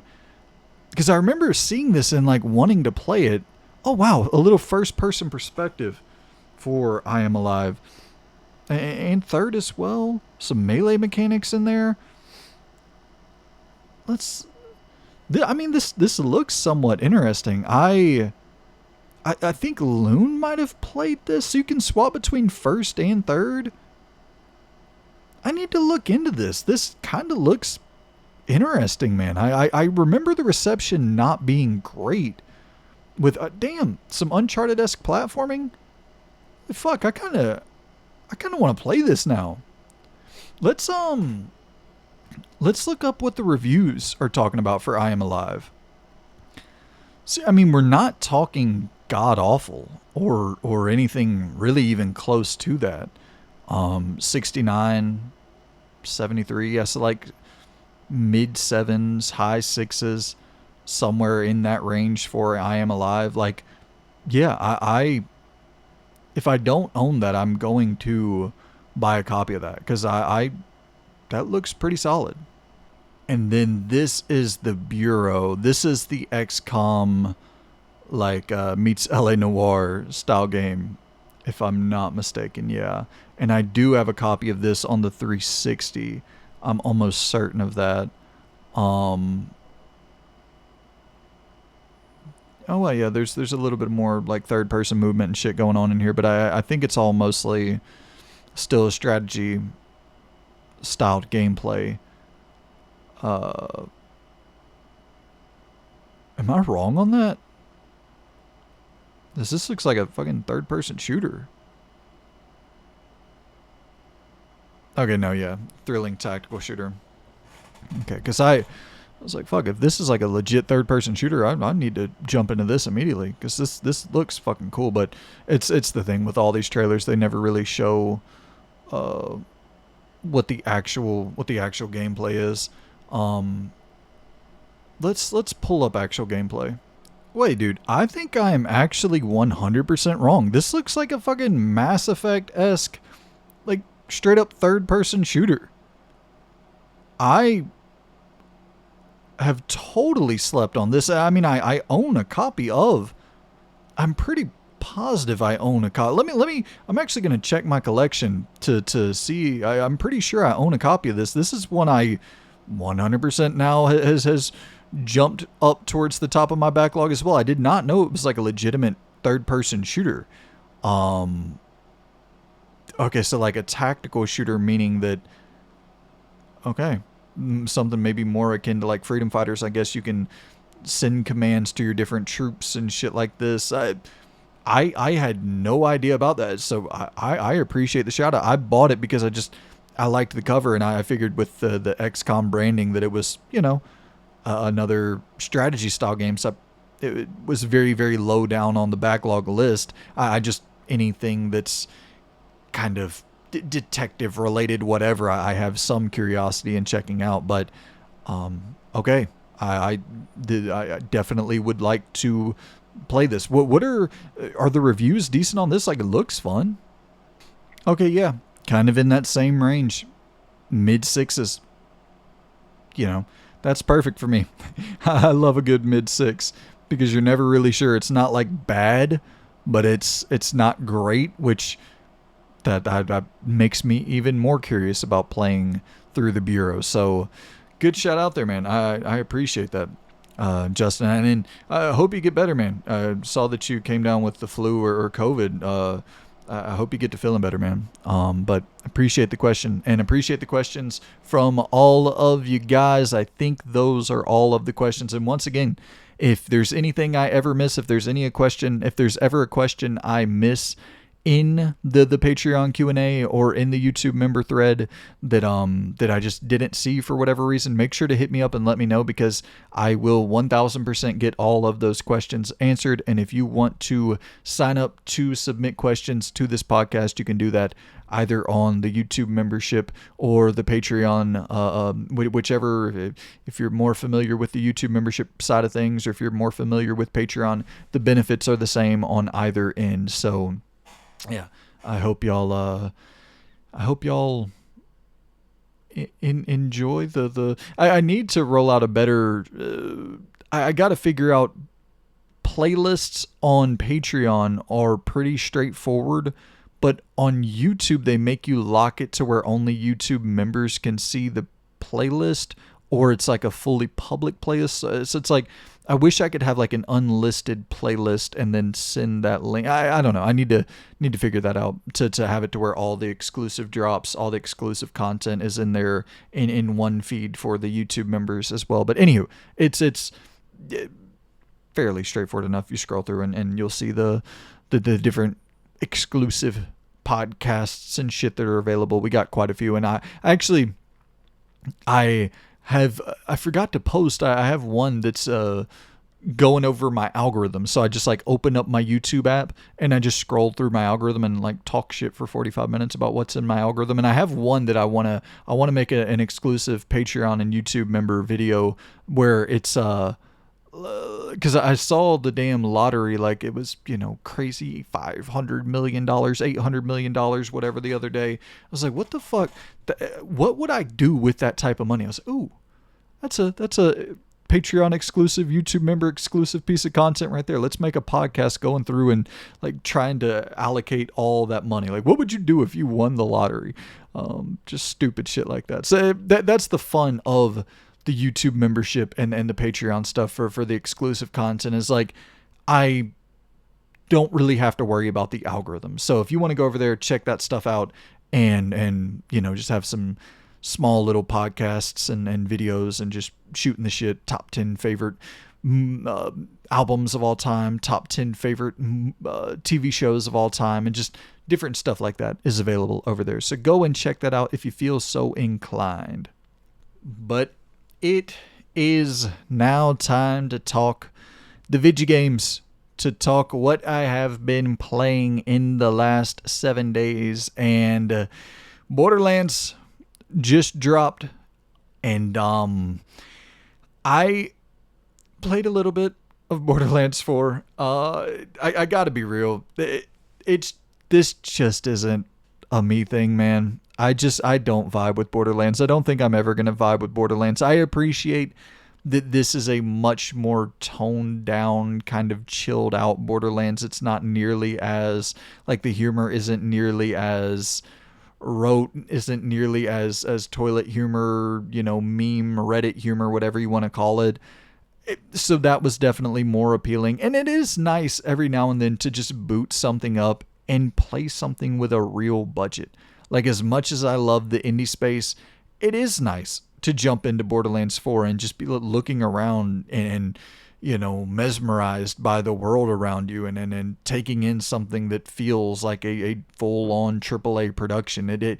We don't get quite as many of those style of games nowadays. The indie market is flooded, and we're getting so much cool, unique, off-the-wall shit, but in terms of like the big budget experiences, not quite as many. So it is nice from that standpoint, and it is a fun game to play. You know what I mean? Like, I did have a decent time with the 4 or so hours that I put into Borderlands 4. Like, having the enemies throwing the grenades at you, and you being able to grapple the grenade and then throw it back at the enemy. Like, there is that fun kinetic breakneck pace to this game that is it's satisfying. Having the new glide mechanic as you're gliding. Well, I don't even know if that's a new mechanic, but being able to glide around and using the grapple hook. I think the grapple hook, if I'm not mistaken, is new, and just being able to grapple around all over the place. And then having the new Dead Space, the waypoint system, where you press a button and the waypoint system immediately pops up below your feet telling you where to go. Like, shit like that is very, very... those are welcome new features to this style of game. It's just, that's the thing. It's a style of game that is not a style of game that I prefer to play. Like, I don't like looter shooters. I don't really like shooting an enemy in the head 75,000 times before they die. I don't really like the idea of, oh, okay, well, if you go and find a different gun and you shoot them in the head with the other gun, then they'll die quicker. It's like, no, you're getting shot in the head with a fucking gun. You die immediately. And I get it. We're not talking about humans. We're talking about these alien, weird, different species and robots and all this shit. So there's justification and context behind why they don't die with one shot to the head. But at the same time, like, I don't know. I shooting you in the head with a gun, I think you should die pretty quickly if I shoot you in the head with a gun. And so it's just, as I'm getting older, a thing that I'm realizing and coming to terms with is, just because something isn't for me per se doesn't mean it's bad. It doesn't mean that it's just simply not for me. And the looter shooter genre never really was for me. I never really clicked with any game inside of this genre. And Borderlands 4 is like a great game. Like, it's a really good, really fun game. But I don't want to have to go and level up to be able to shoot something in the head and kill it. It's like, no, if I was able to get a headshot on you, I want to fucking kill you. I want you to be gone. I want you to be dead. And so but at the same time, looter shooters won't make sense if there's not different levels to your character, to your weapon, and all that shit. Like, the entire game is it's centered around getting the best weapon possible. So the game I want this to be, it would alienate the entire fan base. And I think I'm starting to find a healthier way of analyzing games, where I just have to realize that not everything can be for me every single time. And, like, don't get me wrong, once again, they're making the right decision by creating their game the way they create their game. I'm the one making the wrong decision by buying a looter shooter when I know that I don't really enjoy this genre. So it's... and once again, I shouldn't say I don't like, I enjoy aspects of this game, certainly. Like, I think the movement and the gliding and just the nonstop breakneck pace, like we were talking about, like, this game is fucking fun. But while playing it, I'm like, I kind of just wish this was Far Cry. And that's not fair to Borderlands. Borderlands shouldn't be Far Cry. Borderlands should be exactly what the fans of Borderlands want it to be. I'm just not a fan. And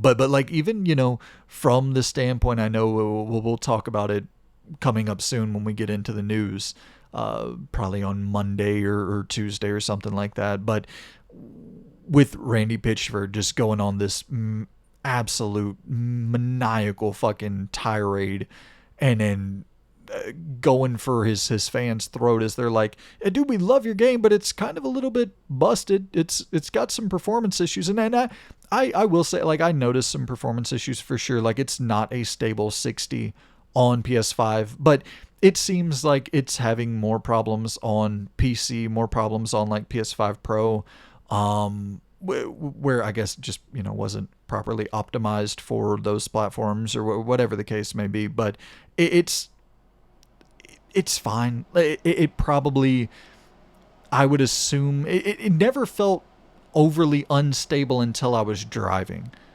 As soon as I got on my damn, I don't even remember what they call the Digi-Runner is what they call the car. Like, as soon as I hopped on the Digi-Runner, I would start seeing the frame rate fall off a cliff pretty quickly. But just in terms of like overall, like, while playing the game, I never really had many significant frame rate issues or technical issues at all, really. But like, as you're seeing right here with the first boss fight, this it has a really cool, like, the presentation in Borderlands 4 is stand out. Like, it looks great, man. I do think it's a great looking game. It's obviously stylized. It's not something that, of course, it doesn't look photorealistic, but I think from an art, like, direction standpoint, I think it looks really, really fucking good. And once again, just from a tonal standpoint, this encounter with the first boss, like, it felt significant. Like, it felt like this boss was an actual legitimate threat. And of course, like, it's a pretty quick boss fight, but when it gets to, and I won't spoil anything here, but like, when it gets to this upcoming cutscene, shit gets intense quickly. And I'll just kind of cut ahead. Actually, let's go ahead and jump off this, just not to spoil anything. But yeah, it felt serious. It felt like a big deal. That first encounter with the boss felt like a big deal, and it set the tone that, no, this is not going to be some, E for everyone Reddit style humor. Like, it felt like they're actually trying to tell a story here. And sure, it's got quips and some of the Marvel-esque, Guardians-esque writing to it, but I don't know. I wasn't really put off by any of that. The thing that I was put off by wasn't the performance, wasn't the writing. It was just, weirdly enough, the actual game. I was like, I don't really want to play a looter shooter. I want to play Just Cause. And so I started playing Just Cause, and I finished Just Cause 4 for whatever reason. So I never played Just Cause 4 before. I finished Just Cause 3. Really, really loved Just Cause 3. Actually, I don't know if I finished Just Cause 3, but I played a lot of Just Cause 3. I love Just Cause 3. But I never played 4. And I don't really know why. I don't know if I wasn't aware of it when it came out. I mean, I'm sure I was. It wasn't long ago, but just never jumped into it. And I saw it on sale, picked it up because I wanted some of that kinetic, breakneck, expendable style action movie, but in game form. Like, I was looking for something like that. I just wanted to shoot an enemy in the head and they actually die when I shoot them in the head. And then, like, the looter shooter shit just is not compelling to me whatsoever. But Just Cause 4 is, as I'm saying, I want Borderlands to be more Far Cry. This is third person Far Cry. Just Cause is just fucking third person Far Cry, and I love it for it. Although there's a lot of things I do not like at all about this game, which we'll get into all that. But it is, the thing about this game is the level of destruction on offer here is, it's kind of fucking staggering. You know, like, you jump in and you're manning a turret, and then you're shooting at helicopters that are gunning for you, and you end up missing one of the helicopters, and you hit a trolley, and like, you know, the fucking aerial tramway thing, and then you hit this trolley, and the cart gets separated from the overhead wire that was supporting it and keeping it aerial, and the cart goes tumbling down a mountain and is like imploding bit by bit, and you just see this thing slowly disintegrating. Like, you actually start to feel bad. You're like, damn, those motherfuckers who were just chilling, taking that trolley for a stroll up in the air, taking in the vista, taking in the views, like, they just died a gruesome ass death because I missed a helicopter when I was shooting at it and ended up hitting that trolley by accident. But I can't count how many times I've been in a firefight and I'm just dumping rounds at, you know, a damn gas tanker, and it explodes, but it explodes in like two different directions, and some of the debris just comes flying at my dumb ass as I'm standing there with my Gatling gun, my machine gun, and it just knocks me the fuck out, and I go flying, and then I use my grapple hook to get back into position. It's just all of this crazy, once again, it is a breakneck pace, but it's fucking satisfying. There was this one mission where I had to like access the elevator controls, and I get into this big gunfight, and they lock down the elevator controls, but I ended up dying, and I had to restart the mission. And so the next time I sneak in, and like I wanted to see if the elevator controls would be open for me if no one spotted me, and it was. And so like there's in the mix of having the chaos and the over-the-top Expendables X-esque action, there is a little bit of that dynamism in there where missions can be completed in different fashions. But I will say that's really the one thing about this game where you... Listen, man. It is undeniably repetitive.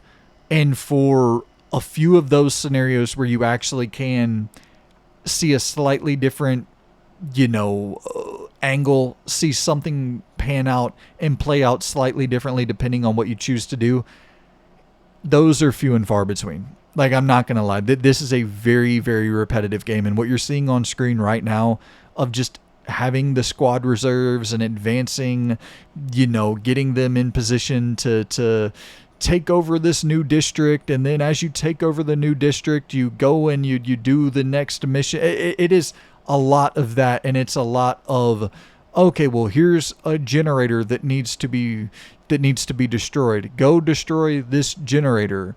Here are a group of prisoners that need to be freed. Go and free these prisoners. Here is, like, it's a lot of very, very repetitive. From a mission structure standpoint, it is very, very fucking repetitive. The thing is, though, do you have fun in the repetition? And that's the thing I always talk about with games, where it's like, no matter what game you talk about other than like Split Fiction or It Takes Two, or games that are designed solely around the fact of like, I do not want the player to see the same thing twice for too long. Most games are not that, though. Most games are very, very fucking repetitive. I will say, on scale of repetition, this is up there. Like, this is one of the more repetitive games I've ever played in my life. And from a narrative standpoint, there's so little to latch onto. There's so little to hook onto that keeps you coming back and keeps you wanting to play and wanting to see the next thing. It's solely going to be dependent upon you creating the fun yourself. And if you're not creating the fun yourself, if you're not enjoying this by like hour 4 or 5, if you're not just thoroughly like addicted to this very samey ass gameplay loop, then too bad, so sad.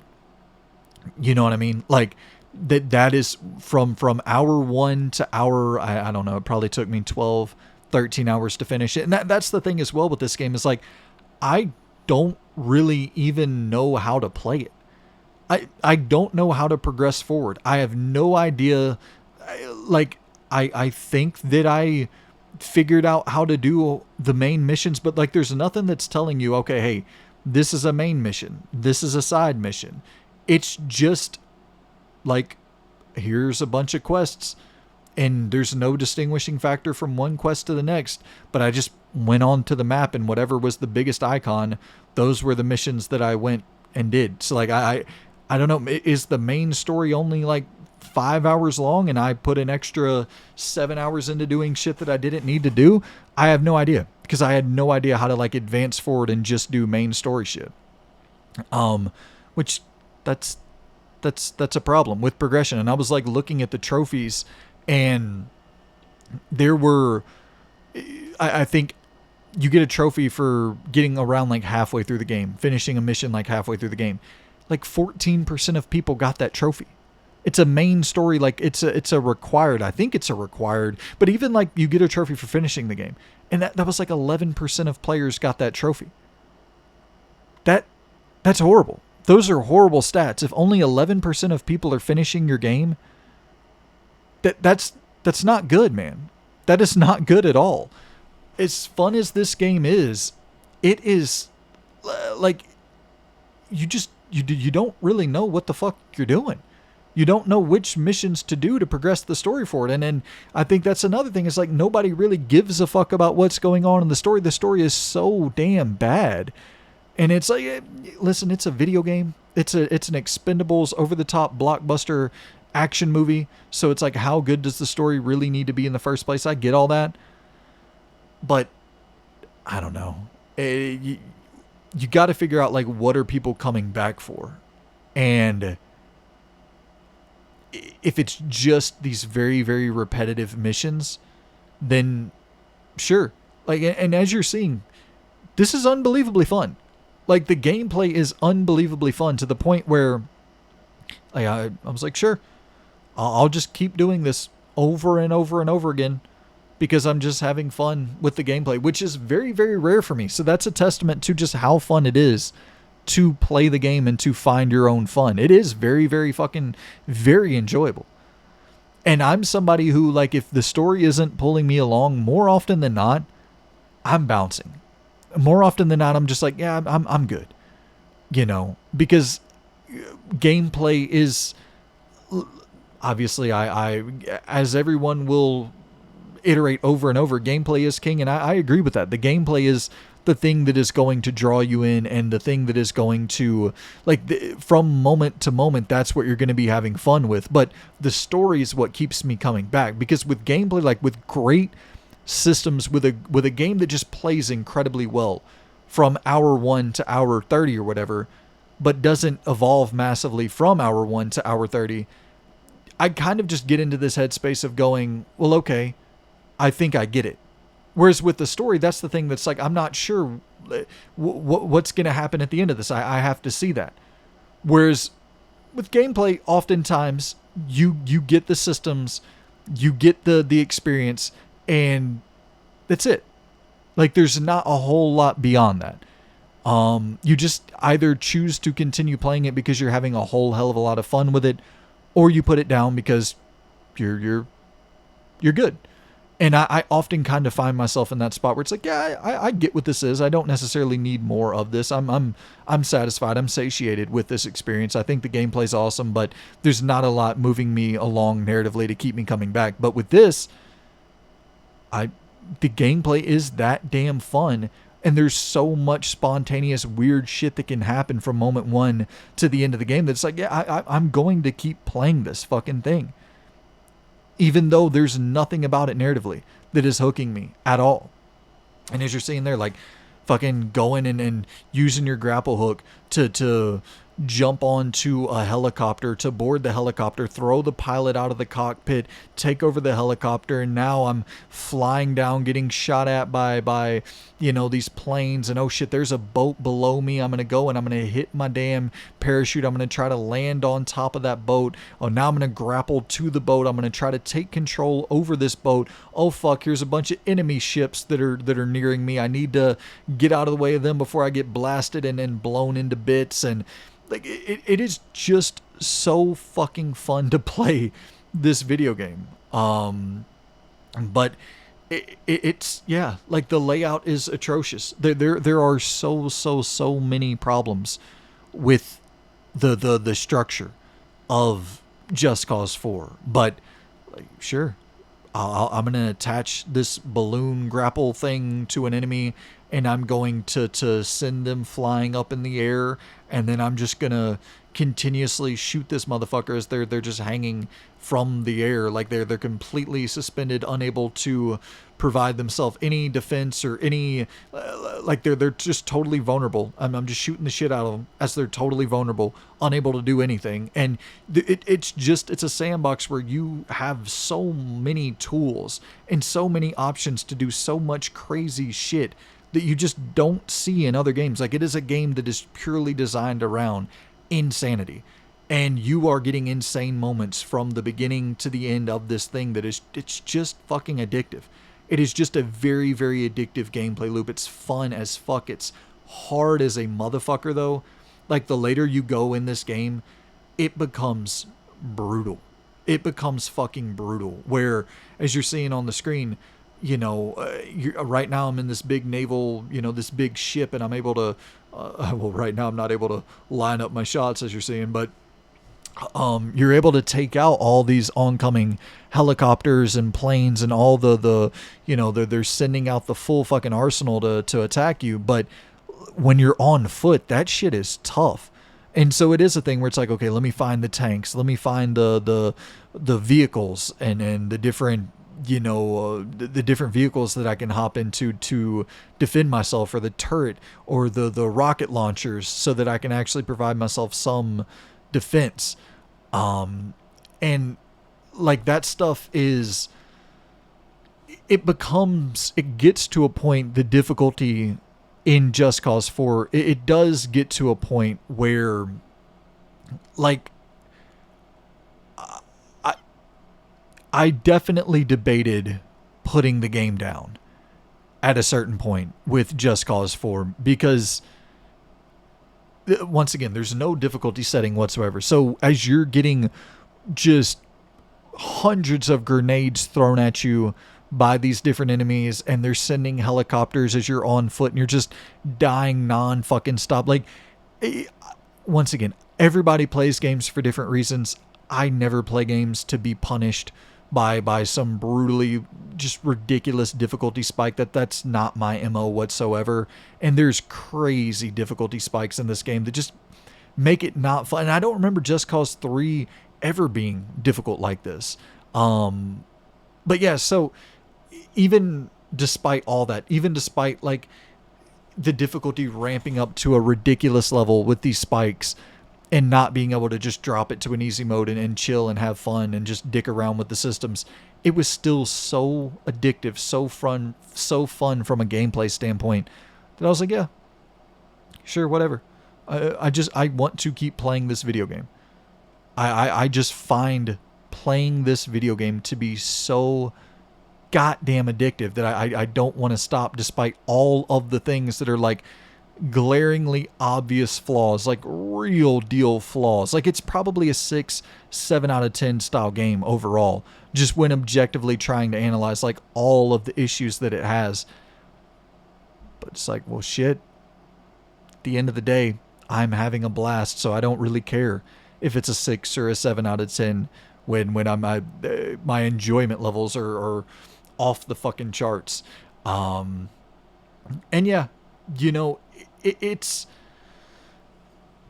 I will say, the final cutscene of this game, I'm not saying it was worth it or anything like that, but it was one of the only like real like high production value. It actually, the final cutscene of the game did make it feel like, okay, cool, you're at least rewarding me to some degree for seeing this thing through, whereas the majority of the story is not doing that at all. But yeah, so finished Just Cause 4, kind of got me a little bit out of my rut of not being able to finish games, as I just have been putting everything down, jumping into something for a little bit, putting it down, jumping in. This thing really did hook me, and once again, a lot of it is just type of game, very much dependent upon the type of game. Like, I just like these style of games, the open world crime sandbox, whatever the fuck you want to call it, anti-crime sandbox.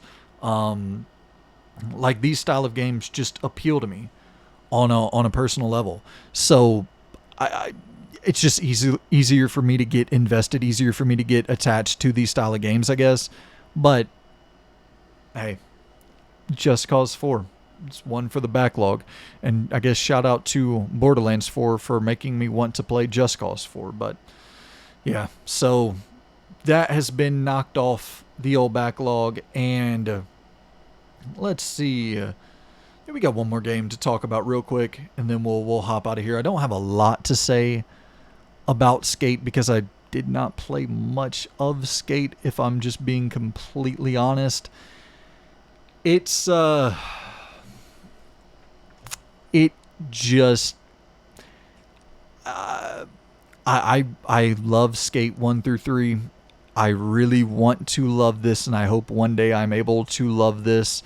But good God, man, this thing just, it is lacking any sort of soul, any sort of, real, like, identity. Where even from the premise, the setup, it's like they're trying to paint it where the M Corp, which, Monocorp from the previous Skate games, I don't think it's directly, but it's obviously that. And they were funding the whole, like, anti-skateboarding propaganda and lobbying with the political leaders in San Vansterdam, I believe is what they call the new location in the new Skate game. So M Corp, they've gone under, or they're in the process of going under. So they're, like, unable to lobby to get San Vansterdam. They're unable to get the officials to do their bidding, and they're unable to buy up the land and remove the skate parks and all of that shit. So the San Vansterdam government just decides to, like, lean in 100% and align with the skateboarders. So the story here is that the government and the skaters, they're pals now. They're buddies. It's such a weird premise. And it's trying to do, like, this government hero sort of setup, which I hope to God that's going to lead to something where, an in-game event later where they turn on you, they turn on all the skaters, and they flood the streets with security guards, and, they have cops and security guards chasing you down again. But I actually think this is the setup. It's just their bizarre ass justification for why the police and security aren't going to chase you, because it's a world full of nothing. It's a completely vapid open world full of nothing to do and nothing inside of it. And so it's like, yeah, we need to figure out some reason why security and police aren't chasing you around, and it's because the government, they're cool now. They're down with the man.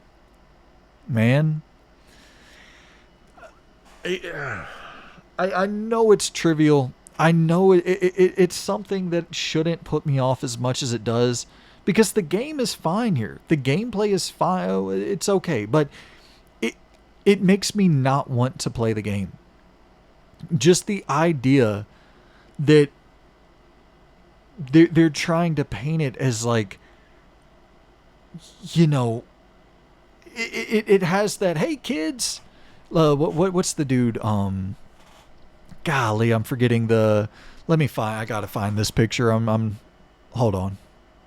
It feels like this. It is very much this fucking meme where the old dude with the Steve Buscemi, where he's wearing the backwards hat with the skateboard, and then it feels very, very much like that. Like, hey kids,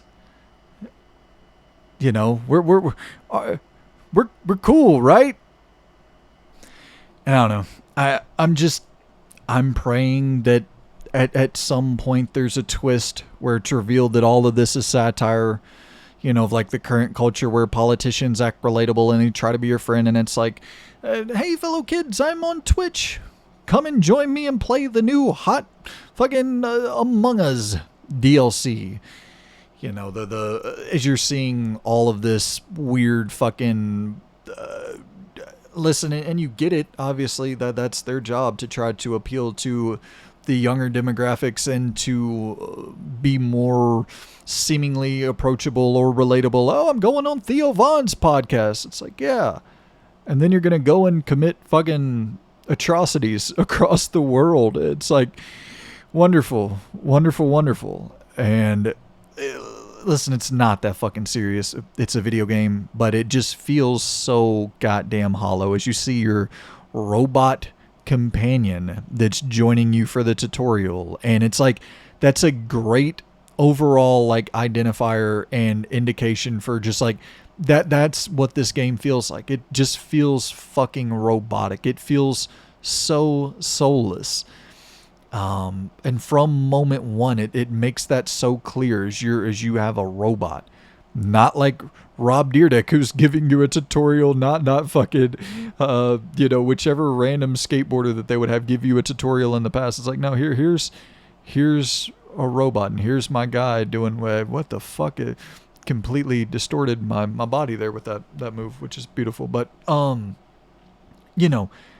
and then this whole thing right here where it's like, go spend your rip chips. You're ripping up, and we're going to reward you for, you look at your rip score. Now go and spend those rip chips. It's like, ugh.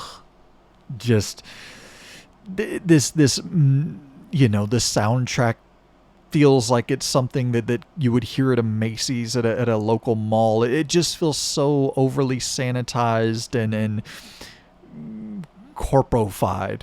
Is corpofied a word? Well, corpofied is the term that comes to mind when playing Skate. It feels very, very corpofied. And it's once again, as soon as you boot it up, I mean, you look at it and it's like the world and all that's fine, but like these characters, it's once again, it's something with EA. I don't know who got in that damn boardroom and was like, yeah, let's make Dragon Age Veilguard look kind of like Fortnite. Let's make Skate look kind of like Fortnite, and let's make the politicians the good guys. And it's yeah. So the San Vansterdam government is now on board with the skate culture since MCorp has been phased out, and have fun going around. And as you see, like, as you see, I'm fucking up nonstop on my skateboard here, but like it feels like Skate. It feels, god damn, I can't land a fucking trick to save my life, but it feels genuinely like Skate. It feels good to play this thing. And the mechanics from a control standpoint, like, it even feels a little bit more accessible, pick up and play friendly than previous Skate games. Like, this is a satisfying gameplay loop for sure. And I guess I should say as well, I picked the classic controls to where it'll feel more like, Skate 1 through 3. And I think there's a modern control setting as well, which I assume the modern control setting probably makes it feel more pick up and play friendly, more accessible. But I'm seeing like clips online where people are doing fucking backflips and doing, all of this crazy, ridiculous shit that you couldn't even pull off. And, you're doing 100 front flips as you're rolling on the ground to get to your next. Like, it looks ridiculous. And the solution is just not to play that way if you don't want to play that way. Like, I'm not going to play that way. I don't want to play that way. That's not what I want Skate to be. That's what I want Tony Hawk to be. And I like that Skate is something very different. Skate feels very methodical. Skate is slowed down, much more semi in its approach and its focus to how they want the game to feel. Like, they create this to be much more of a like hardcore skateboarding game. And like, I like that. I like the process of trying to figure out, the mechanics and shit in Skate, opposed to just the over the top chaotic nature of Tony Hawk. And I'm not saying like I like Skate more than Tony Hawk. I like Tony Hawk more than Skate, but like I like both games being separate, being what they are. I don't want Skate to become Tony Hawk, and I didn't like when Tony Hawk kind of started flirting with becoming Skate. when Skate took over in 2007 or whatever, 2008, and it was the new hotness. And then it's like, okay, well, now we're going to do Proving Ground, and it's going to have some Skate-esque features. It's like, well, I like both things being very, very separate from one another. But at the same time, like, it's not hurting my experience to see other players go and do batshit crazy stunts and stuff that, just in my opinion, looks completely fucking ridiculous. But it's like, I don't have to do that.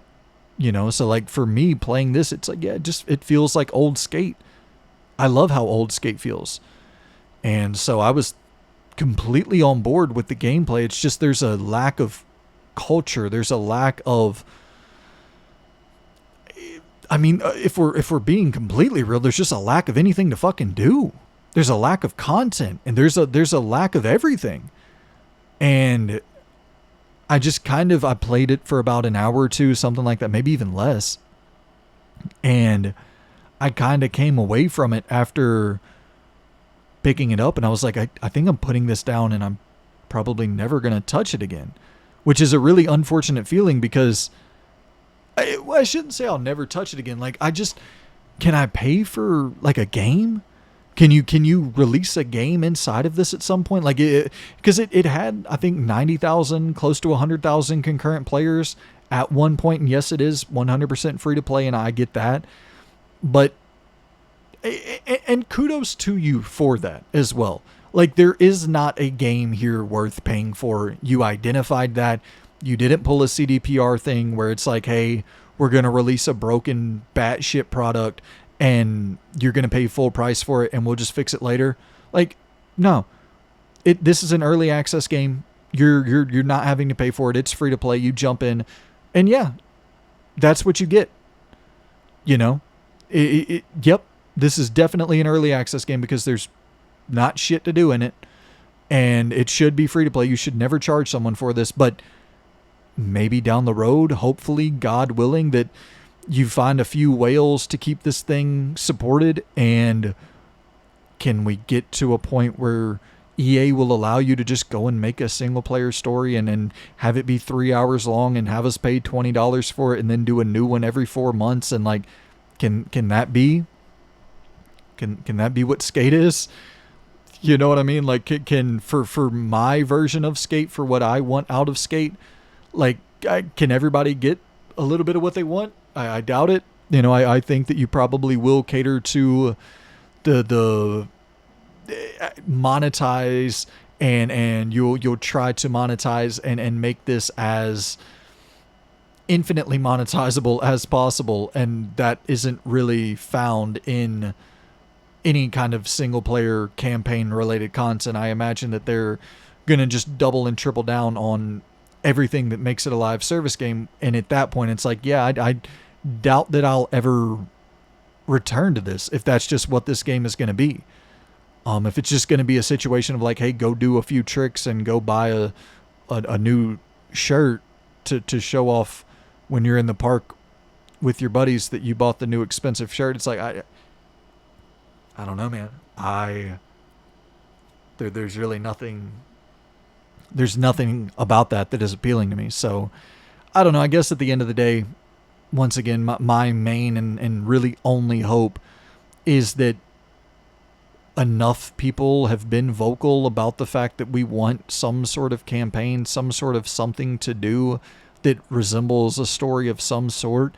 And I just hope to God it can be supported long enough for us to get that, and, yeah, it seems a bit hopelessly optimistic, if I'm being honest. I doubt that that's the scenario that we're going to be finding ourselves in. But if it is, like, I want to be really clear. I'll support that. Hey guys, if anyone from EA is listening, I'll happily support that, even if it's barely any content. Like, if you just give me a 2-3 hour story and you charge me $19.99 for it, like, I'll support it, because that's what I want to play. I do want to play this. I do want to play more Skate. I just don't want to play that. Like, I want to give you money. EA, listen, I want to pay you. Just give me something to pay for. So, that's the show, guys. Once again, there's a couple other things. Like I played Legacy of Kain Defiance a little bit, but I didn't play enough of it to really talk in depth about it. But yeah, shout out once again to Captain Corndog, Vin, and Sadik for supporting at that shout out tier and keeping the lights on over here. And yeah, man, that's pretty much it for the show. I watched a couple more episodes of Sopranos, but once again, I knew I really had to lock in and play some games so that we could have a good show. And you know, I think the Sopranos talk last week was I enjoyed it, but I understand that that's a selfish sort of thing. It's a video game show. We gotta talk video games, and we got a lot of video games on the horizon. I booted up Dying Light 2 yesterday, and I was trying to figure out how to get in and just like do the upgrade from the standard edition to get Dying Light the Beast. Is there any sort of way to use Dying Light 2 as the middleman to get a knockoff on the price? It's like, no, you had to get the full deluxe edition, whatever the fuck. And it's like, can I just upgrade and pay an additional $20 instead of having to pay? Because I really want to play Dying Light the Beast. That game looks fucking filthy. But I don't want to pay $60 for a digital game, and it doesn't seem like they're supporting the physical format at all. I was wrong on that. I thought that they said that they were going to have a physical release later on down the road for Dying Light the Beast, but it doesn't look like they're going to. I guess because they view it as DLC, but it's like, I don't know, it's $60 fucking dollars, man. So I guess I'll wait until that goes on sale. It's just a principle thing more than anything. Like $30, $40, something like that, I'll buy it, but I can't buy full price digital games. Just seems asinine to me, so didn't pick that up. But today, actually, the physical release for Chronos The New Dawn dropped, and I think GameStop should have that. So I'll wrap up this recording, go pick that up, and I don't think I'll be able to get into it much this weekend, but hopefully Monday I can jump into Chronos for the first time. And I don't know, actually I might have a little bit of time tonight to jump into it. But anywho, yeah, so Chronos The New Dawn, that's next week. That's the big goal, the big game of the week for next week. And there's a lot of stuff. Wizardom, I really want to play. That's coming out next week, I think. And yeah, there's a few others. I feel like there's something. Silent Hill F, I think, is next Friday, so that won't be on next week's podcast. But yeah, the game, it's that season. It is season of the games for sure. So they are coming aplenty. So shout out to the Vigi Games for consistently releasing.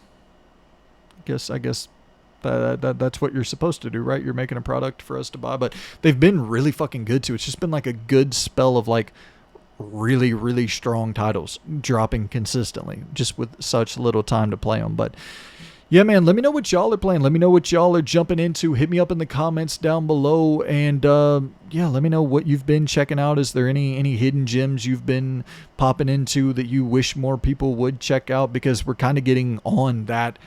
It's that time of the year is starting to ramp up where I'm needing to look through, are there any hidden gems that I missed out on that I might would really enjoy? That way I can jump into them before the end of the year. Because I mean, I usually do my hidden gems list, my year, annual hidden gems list in November, like late November, early December. So I definitely need to start checking that stuff out. So if there's any recommendations that you all have for games that release this year that you don't think enough people are talking about, let me know in the comments down below. And yeah, man, that's pretty much the show for today.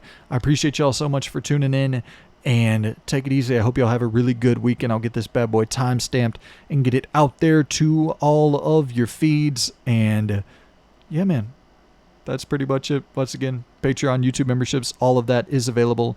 Question and answer thread available every week for you to write into the podcast. So I hope y'all take advantage of that if you feel so inclined. And yeah, take it easy, guys. Appreciate y'all for tuning in, and I'll see you in the next video. Goodbye.